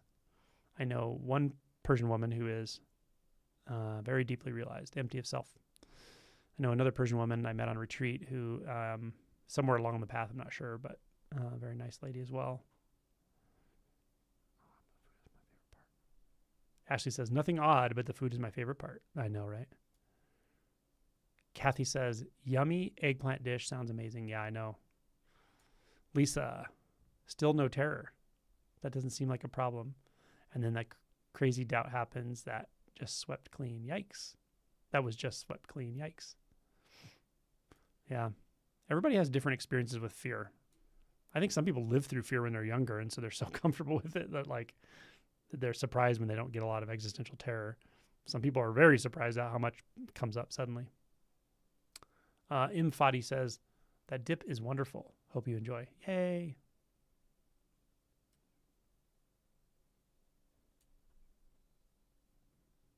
Do you know of the dip, or are you the person? I don't think that's the person because the name doesn't sound right. I don't want to say this person's name like publicly necessarily. I don't think she'll care that much, but Bay says, so my actual experience of being a person that can improve or get better or whatever is not there anymore. I experience everything in your video titled Existential Terror, Loss of Self. Okay. How does it feel though? Hopefully it doesn't feel like terror still. This is Kathy. Snuggle, softy, baby doll. I had a light, bright too. Oh, snuggle, softy, baby doll. My sister's probably had that one. Perryman. I remember getting Pop Goes Perfection for either birthday or the Feast of Tabernacles. Pop Goes Perfection. I love that. 5 or 6 years old. Karen Todd. I'm making chocolate dessert tamales. Whoa. Shit, I'd like to eat one of those. I'll be over at 5 p.m. Boris Bortrud. I've been inquiring, where is the ego right now? It leads to an open nothingness. It feels like the right place to be. Do I keep staying in these places that feel like they are the right place? Yes. But question the subtle perception of nothingness. There's a very simple exchange that's a classic Zen exchange. And the student comes to the Zen teacher and says, there's nothing in my mind, Zen master. And then the Zen master says, throw it out. This is Perryman. This is the earliest present we remember. A red plastic pencil case. I love it. I love how kids have these most simple memories. I have simple memories too of like just random objects and stuff. This is Zircton. I remember my most favorite, Nintendo Entertainment System. Okay, now I know you're a younger person. Complete with light gun, SMB, and duck hunt. Yeah, you're younger than me for sure. I remember the Nintendo, but when did that thing come out? I feel like probably at least in high school. I don't know. Maybe it was like high school when it came out, I think. So you're probably 10 years younger than me. Ashley. I spent hours using my light bright and doing those pictures. I did ask for a few jigsaw puzzles. I love it. DVD Mon. For Christmas, I'm making reservations at a Chinese restaurant. Not a bad idea. Dahlia. I'm going to Tiruvannamalai. Oh, wow. Over Christmas. And staying for a month, visiting Ramana, Maharishi's ashram. My Christmas gift to myself. Good for you. That's awesome. I've heard people I know and trust their judgment say when they've gone to the cave, they can feel a deep sense of quietude. There's some definite energetic there. This is from Baytropolis. I didn't think the eighth fetter dropped, but I guess so. The ego is still there, but identification with it is almost non-existent. When you say the ego is there, what are you talking about? What do you mean by that? Where's the ego? What is it? How do you know it's there? What are you defining? What are you describing? What are you seeing? What are you feeling? Yeah. Ashley, when I'm scared, there's no hiding it. I usually visibly shake, which is totally normal. Thank you, TRE. Anne, today I realized that helplessness with surrender feels sweet, like helplessness with resistance feels like bitter, hurt, resentment, hatred. Oh gosh, this is a profound statement, and she's right on the money. I realized that helplessness with surrender feels sweet. Totally. Surprisingly. And helplessness with resistance feels like bitter, hurt, resentment, hatred, anger, unfairness. No, no, no, no, no. Yes, you're right. Yep. Gosh, that's so good. Beautiful. Make a video about that. Maybe I'll interview you. We can put it on video. This is Amanda. How to get over aversion to thought. I think I have it, and then it comes back. So my answer to you is similar to the one I gave earlier to someone about how to get the thoughts to cooperate, right? Same thing. Don't try to get them to cooperate. Take a zero resistance stance to thoughts, right? Just take no position on thoughts. There are two ways to practice this. They're slightly different. They definitely overlap, but one would be natural meditation. Remind yourself what it is by reading my book section on it, or meditation in unbound consciousness, which I have a whole playlist on and also describe it in my book. Practicing those will settle this with time for sure. The other thing is to do, if there's a lot of gross reactivity, do the fetter work or do 4 and 5 or do my playlist Equanimity. Baytropolis says, or thought, but I don't know if the 7th dropped. I don't know where to go from here.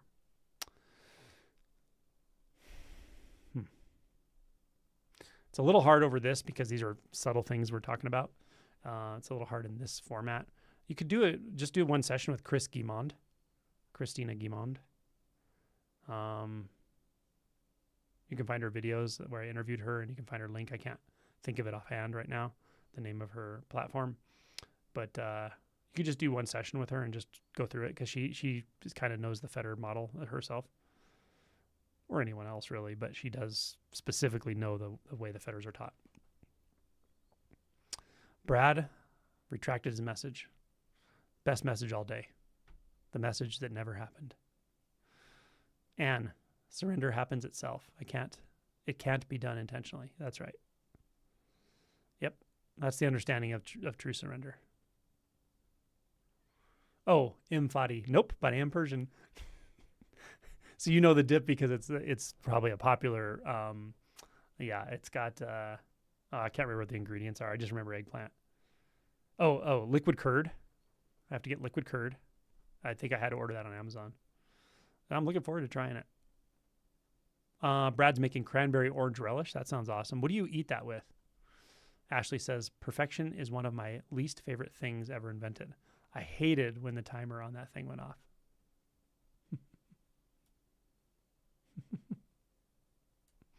Ryan Bocat, could you give a specific example of shadow material and what working through it might involve?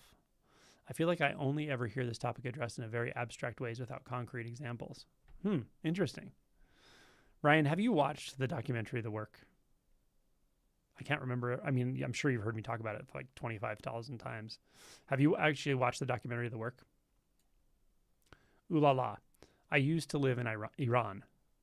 If that dip is what I think it is quite good, and I don't think it's that hard. I'm excited. Kathy, wouldn't a holiday gathering of all of us be hilarious in person trying to discuss chocolate and death in one conversation? It'd be awesome. Set it up, man. I'll go. It'll be fun. Okay, DVD Mon, Hot Wheels set in the 1970s. Now that's fun. That's good times. I didn't get, when I was a little kid, I didn't really get Hot Wheels when I was little. Only when I was a little bit older did I start getting access to those Hot Wheels. I don't know if my parents never showed them to me or what it was. Maybe I wasn't watching the right commercials.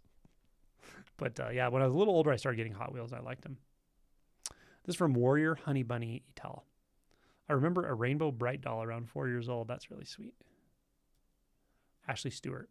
I think one of my earliest ones was one of those little Tykes kitchen sets. That's cute. David and Elaine. Enjoy your trip to Terravanamalai. They're talking to Dahlia. We were there in 2019 visiting the ashram, and it was amazing.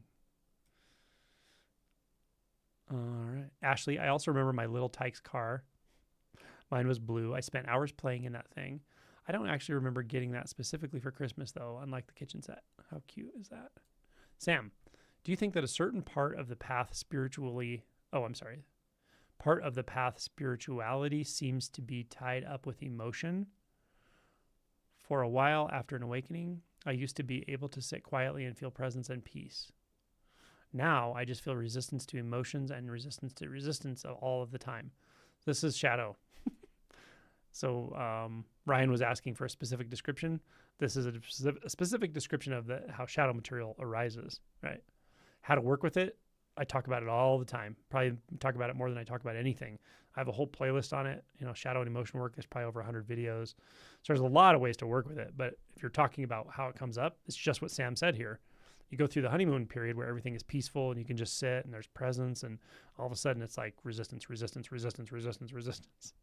Some people will describe it as a lot of intense emotions and self-doubt and self-hatred, physical stuff. Actually, Sam has a lot of that, like Kundalini type stuff. But underneath all of it, it's resistance. There's just resistance patterns in there.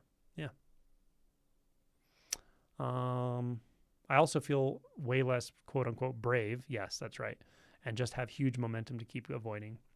Yeah, that's true too. It's like, well, there's one thing I love about you, Sam, is you're very authentic. Like you're just totally authentic. When, at least in the way you speak, you seem to be very authentic and like forthcoming with everything, which is great. Including what you're saying here. It's like, you can only be so brave. You can only have so much courage. Sometimes your ass is a wad of cookie dough, right? Just like it, in Fight Club or whatever. There's an aspect to this that you're just not in control of in any way at all, right? And so you've got to just do your best to show up. Inquire if it feels relevant. What am I missing? What am I avoiding? What am I resisting? What am I not wanting to see? What am I not wanting to accept? When it comes to resistance, I think a good question is, what am I not accepting about this moment right now? What am I not accepting? Could be anything. I'm not accepting the fact that I have abdominal pain right now. I'm not accepting the fact that my life isn't where I want it to be right now. I'm not accepting the fact that I'm not more enlightened right now, right? Whatever it is, like asking that question can be helpful, but you're right, underneath it. And when we get into deep shadow, it just feels like a lot of resistance ultimately. Then it comes in a lot of forms.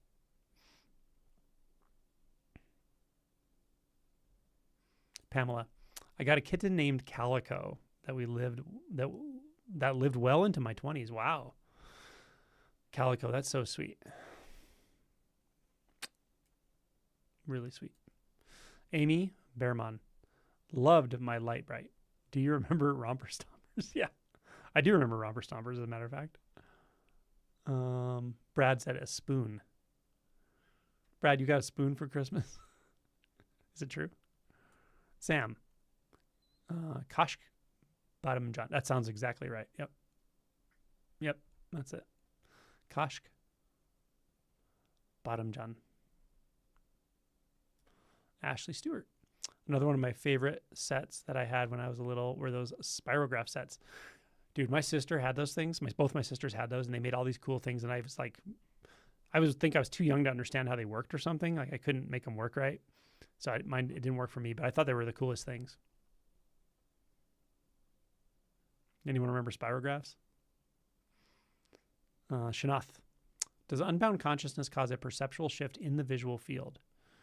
Like buildings feel huge, and not necessarily directly, but if you are meditating in unbound consciousness, you're spending time in unbound consciousness, you have a lot of access to it, then it can often lead to non-dual breakthrough perception, or it's not perception so much, but non-dual breakthrough kind of appearances or experiences, and or realization, of course, at some point. Yeah, so what you're describing is non-dual experiences. The sound feels mingling with other sense fields, right? The sky feels like me sometimes. That's right. Zirkton. I have a hard time remembering early childhood. My mom took off in the night with me and my dad's friend. Wow. It wasn't until I was 33 when I found out. I saw a picture of my half-sister and I in front of the Christmas tree when I was 5 or 6 and have no memories at all around that time. Wow, that's pretty wild. Crazy what these kids go through. Like, oh my gosh, poor kids. Go through all kinds of wild, crazy twists and turns, and families getting pulled apart in this way and that way, and trauma and all the weird things that happen to us all. Shanath says, there's still a subtle sense of an experiencer. Yeah. Typically is when those non-dual experiences come and go. Ben says, an Aussie Christmas, camping with the grandkids at a beachside campground. That's so funny. We were just talking. So my friend Esho's here. She's she's a Zen nun, but she's Australian, and we were just talking about Christmas in Australia, and she said exactly that. She goes, "Yeah, we don't." I said, "Do you have trees and stuff?" She said, "Yeah, maybe, but it's not really that emphasized." But she said, "Usually we'll go to the beach and barbecue." That's Christmas. Shaul Zuckerberg. Recognizing a fear of losing the benefits of suffering upon awakening, like the opportunity to transform negativity into positivity. I wouldn't worry about that. Don't worry about the transforming negativity into positivity at all. Yeah, I just wouldn't, without going into a whole bunch of mechanistic details, I wouldn't worry about that. Create art with the challenges. You'll still be creative. In fact, you may be a lot more creative. Build trust in the universe. You want to have trust in the universe? Wake up. Keep waking up. You'll be good to go. All right. Cool. Good questions, though. I mean, they're concerns, right? Does this continue after awakening to some degree or in some way? Yeah, there can still be some doubts lingering here and there after awakening periodically. This is Pamela. We'll go out for Indian food, yum, yum, yum, on Christmas Day because I don't want to cook. Good for you. I'm all about Indian food, man. I love it. I get like sag often. There's a place near us that is, the family's Nepali, but they make Indian food, Nepalese food. And I get sag there, and I always get their naan, their jalapeno cheese naan. It's so good. This is from DVD Mon. Slinky. Yep, I remember the Slinkies. I don't remember getting it for Christmas specifically, but I remember having the Slinkies. Etch-a-Sketch, I remember that. Magic kits. Yes. Yep. I remember all those. Ashley said, when I got older, connects were my favorite thing. I don't know why, but I absolutely love using pictures to build things, and it comes handy with as an adult putting together furniture items too. Yeah, I liked Legos. I like putting together Lego sets. Lynn Lavalite says, loved my spirograph. I ended up in art school and make a living in graphic design now. Oh, wonderful. How fun. I'm curious, this is totally off topic. Lynn, do you find the AI being beneficial to the industry, harmful to the industry, neutral? Do you end up using AI, or I'm just curious about it? Pamela, gross reactivity sounds like gross reactivity, especially the way I am so bad about fully enunciating words. I talk fast. Gross reactivity. You know what's really funny? I have a friend. She's so funny. Multiple times she heard me say the fear barrier, and she thought it was a fear bear. She thought there was going to be like a bear that comes in after you when you're trying to wake up. Isn't that cute? Ashley says, I loved my Etch-a-Sketch, even though I was terrible at making pictures on them. I was too. I felt frustrated with the Etch-a-Sketch. That was one of my first experiences of frustration because I couldn't make it do quite what I wanted it to. It could kind of do what I wanted, but not quite. And that was frustrating. Patrick says, I had a 10-day retreat coming, or have a 10-day retreat coming up. Do you think it is good to carry an intention into retreat? Like the intention to be with resistance or something? I'll leave that up to you. Like whatever your instinct tells you. I personally don't ever do it that I can think of. Every once in a while, like a day or two into retreat, if I'm leading the retreat, I'll be like, oh, it feels like this retreat's about surrender or something. But it kind of comes to me in the conversations I'm having and the energetics of the retreat. I don't plan it ahead of time, and I don't usually take intentions into things like that. I just let myself be subjected to whatever's going to happen. So I guess you could say that's the intention. I don't know. But, you know, if you have something that feels like a very significant intention for you, go for it. Ashley says, you'll have me entertained for hours with Lego sets or 3D puzzles even now. I just love doing those things so much. I know they're so much fun. They are fun. And they have crazy big ass cool Lego sets now with really cool finished things, you know, that are a lot of pieces. Federico, hey, I haven't seen you. Thanks. Do you think I should explore the senses and their non-dual nature, or should I just focus on what I am not seeing energetically? Oh, I think, yeah, I did answer for me. I'm sorry. I feel maybe trying the senses would be bypassing.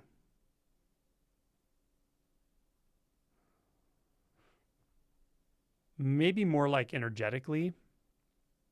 Yeah. But the sense that that's going to be in is going to be the body sense. So it is kind of the sense fields. Because the avoidance patterns, resistance patterns, traumas, they're encoded in the physicality, which is the energetic of the body. So,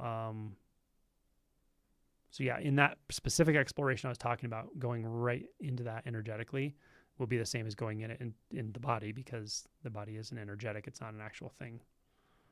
Like Eckhart Tolle calls it the inner energy field of the body. Same thing.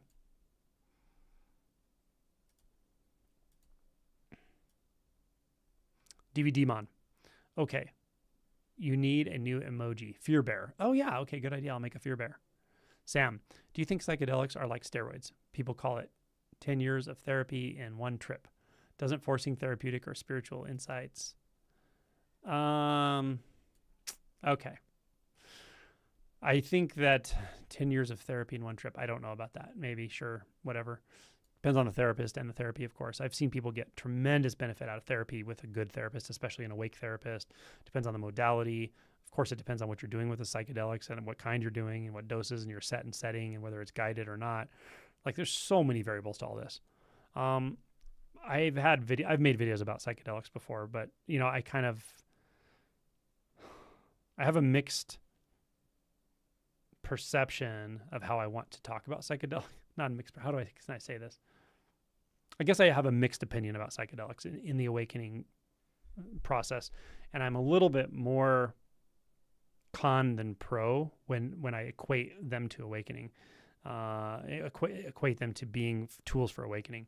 So for instance, if you're complete materialist, don't know you suffer, completely mind identified, I've met people who've had a psychedelic experience that broke them open to possibilities beyond their mind identified world.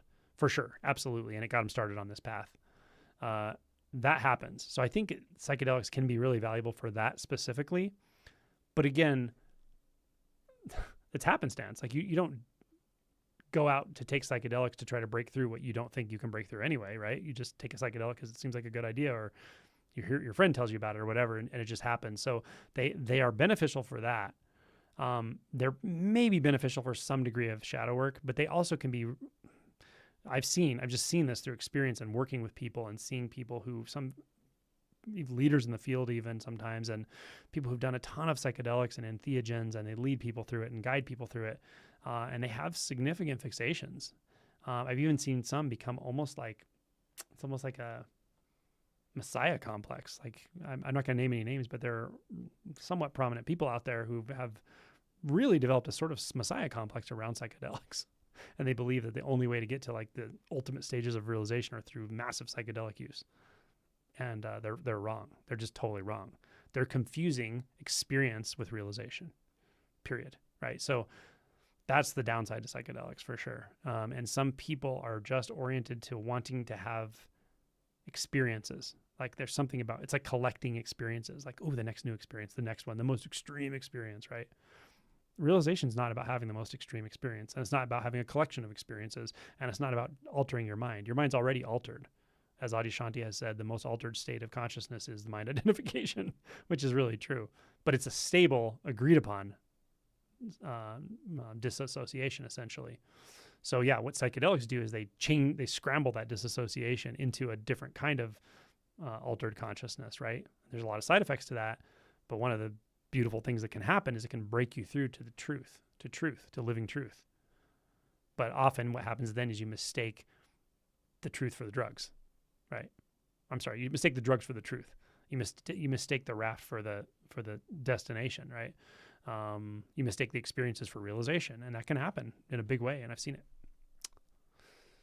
So there you go.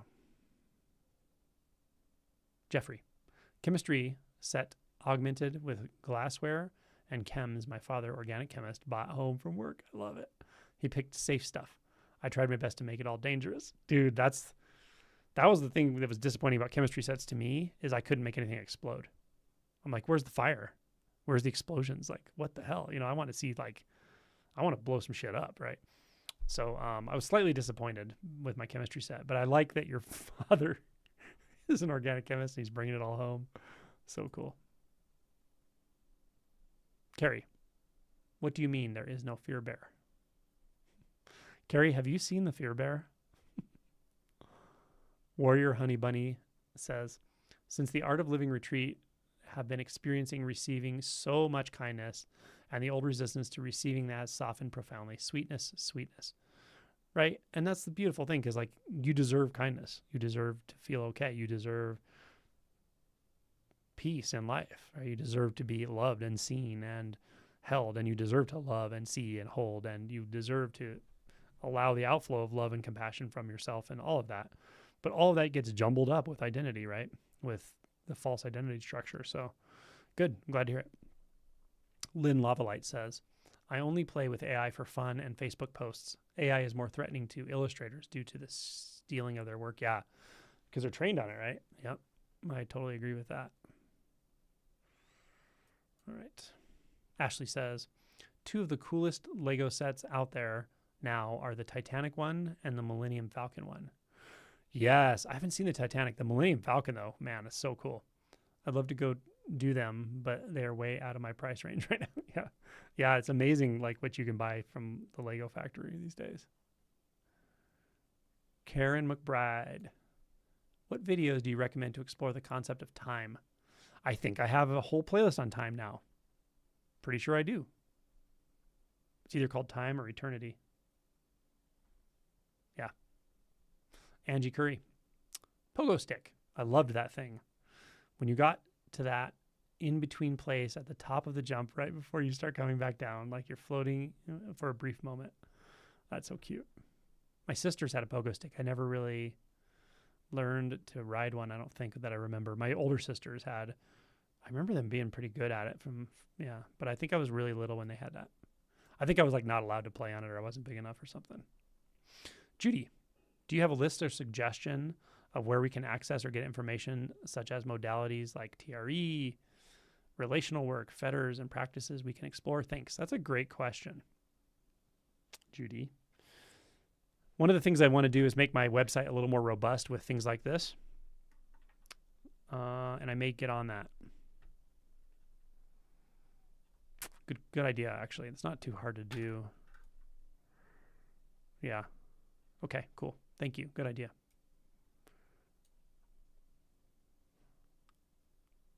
Carrie says, I've definitely seen the fear bear.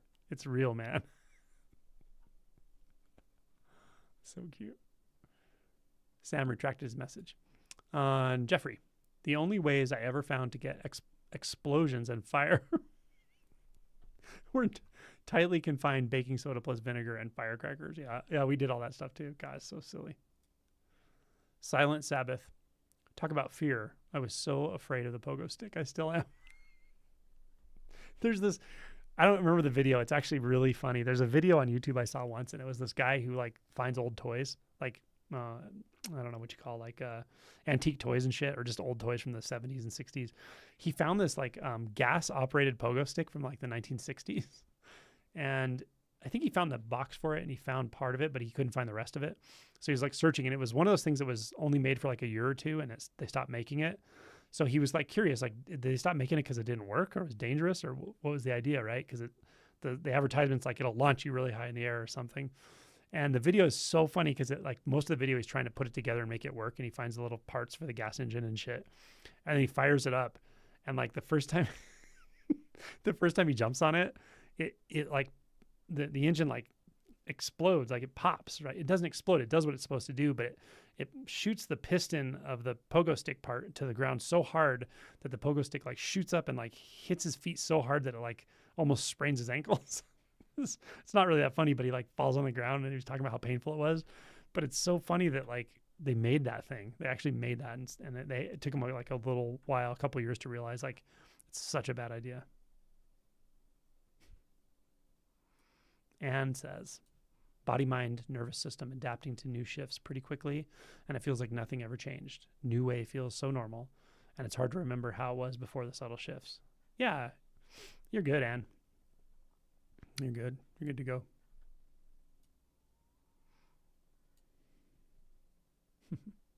Sam, I agree with everything you said about psychedelics in regards to spiritual insight, but I'm on the fence in regards to them for trauma release, emotion work, breaking addictions patterns. You know, here's what I'm starting to think about that actually, Sam, is that, you know, you hear set and setting, right? Set and setting. I'm actually thinking like, I do think there's probably some value now to like science being involved in that, like clinical trials of like certain therapeutic protocols. How much do you use? What's the dose? What's the setting? What kind of facilitation is the person getting? How are they being guided in the facilitation? I think that's going to be a huge part of this, actually, especially when we talk about trauma and things like that, breaking addictions. So we know there's benefits of things like ketamine with addiction, probably MDMA with various things, like all this stuff's coming out. Psilocybin, like, so I know there's actually therapeutic benefits to these things when we talk about, you know, that aspect of it.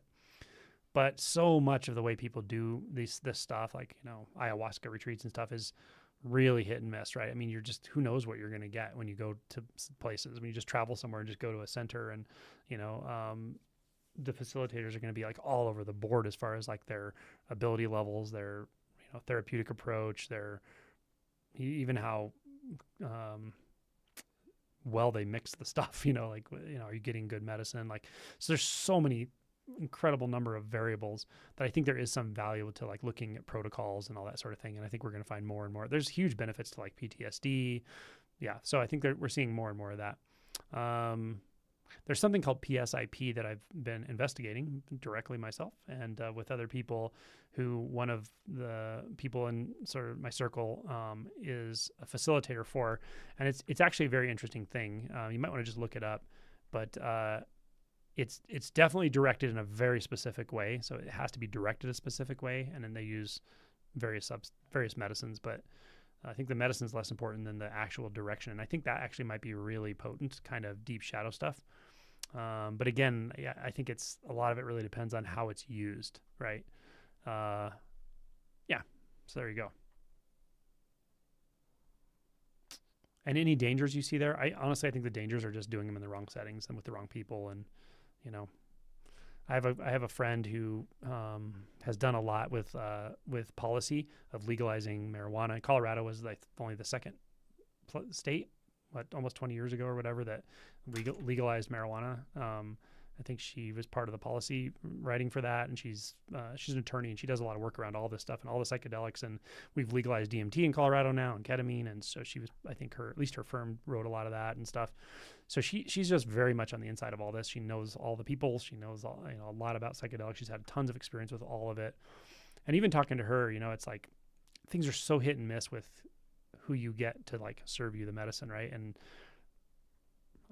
I don't want to criticize anyone or anything. I mean, but there are people who I'm sure are just not really qualified to be doing that kind of stuff, really in a therapeutic setting, but it looks like a therapeutic setting, or you don't know the difference. So how do you know, right? Unless, so I think that things becoming legalized, standardized, to various degrees, clinicalized is probably going to be good, because we can actually study it and see, what's too much, what's not enough, what's a safe setting, how to avoid people being abused with this stuff, which also happens, of course. All these sorts of things matter. So, but there are certainly dangers to any psychoactive substances. There was the recent story of the pilot. This happened, I think, in Washington State or Oregon. It wasn't long ago, 6 months ago or something. He took a bunch of mushrooms. He did a mushroom journey, or psilocybin or whatever. And then I think for whatever reason, it may have been too much for him, or he may have had a minor psychiatric issue with it, but he didn't sleep after it for like a day or 2 days or something. And then he flew. He wasn't piloting a plane. He flew in the jump seat in the cockpit of a plane, but he had like a psychotic break in the cockpit, and he tried to kill everyone. Like he basically got up and tried to like switch off the fuel tanks or something. He was literally trying to crash the plane purposely in the cockpit. I can't remember where it happened, but you could look it up easily. There you go. So could it be dangerous? Yeah, it could be dangerous for sure. And you don't always know who has a penchant for psychosis, or is at risk for psychosis. Yeah, there's so many variables. And then you don't always know what you're getting, actually, right? The substance itself could be adulterated or mixed poorly. There's a lot of factors with it. But, yep. Brad says the fear bear should be yellow. My fear terror experiences was a field of yellow. Brad, are you synesthetic? Do you have synesthesia? You sound like you do. Kathy says, Angelo, currently I'm struggling with how to do any practice without a very obvious but unstoppable hope and expectation that something will happen. So I practice some and I berate myself some. You don't need to berate yourself. But isn't that funny though, right? Like I know just the fact that you're asking this question, you know that expecting something is just a thought. And yet the berating happens, which is also just a thought. So you're not doing either one of those. They're just happening. They're just side effects. It doesn't matter, right? Just thoughts. There's not anyone actually expecting anything. There's just a thought that says that's happening. And there's not anyone berating anyone. There's only a thought that says that's happening. Just thoughts. Isn't that wild? Saranish. Where did I go? I dropped myself here. Oh. I had a Cabbage Patch Kid, distinctly remember as a 5th grader that my entire life would be perfect once I had the Cabbage Patch Kid. Has it been perfect ever since? Maybe it has. Warrior Honey Bunny blew my model car up as a kid and set a garage on fire. Hose didn't reach garage, and bucket had a hole in it because it was what we put the model on to blow it up or something. Such delinquents from such an early age. Oh my God. I'm not going to lie and say I didn't have things like that happen with me as well. Judy got a little red wagon. That's really cool. Silent Sabbath says books and records, cassette tapes were always my favorite gifts. When I was like a teenager or like a tween, whatever, preteen. That's when I really started liking that as well. I've always wanted streaming music, or not streaming, but we didn't have streaming, but cassettes. Warrior Honey Bunny said, DMT made such a positive difference in my efforts to heal from dissociative identity disorder. Good. So lucky to have found qualified folks in Canada. Awesome. Yeah, that's the key, right? Qualified folks. Ashley, I really only described my indoor gifts, though. Best ever outdoor gift was my uncle making me an outdoor rink to skate on. Oh, that's really sweet. Also being Canadian, of course, I shot around some hockey pucks on it too. I had my own net as well. That's really cool. Perryman, after a profound experience and having a hard time sleeping for days after, the world definitely can get very confusing. Yeah, totally. Yep. And then put someone like that in a cockpit. Well, even without substances, exactly. Paul D. Is there a second fear in general barrier that after initial awakening? I don't know if I'd call it a barrier, but you will come into contact with some really wild states of existential terror and deeper realization at times. Federico, I did get attached to the experience psychedelics gave me in the past. I thought what I saw there was enlightenment. A few days ago, I started to understand that literally whatever is happening is it. Good job. I'm going to end on that note. That's perfect. I'm going to read that again, Federico. I did get attached to the experience psychedelics gave me in the past. I thought what I saw there was enlightenment. A few days ago, I started to understand that literally whatever happening is it. Exactly.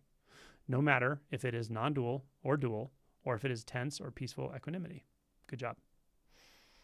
Right on the money. Okay, y'all all, thank you so much. You all are so amazing, dedicated, oriented to truth, and generous to continue to support the channel.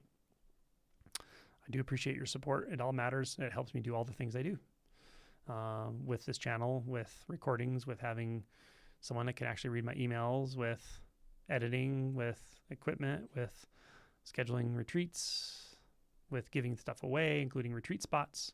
So all of your contributions help with all that. So Merry Christmas, Happy Holidays, Happy Kwanzaa, Happy Hanukkah, Happy New Year. And today, I think, is today, right? It's Happy Winter Solstice. Yeah. Thank you all. Bye-bye.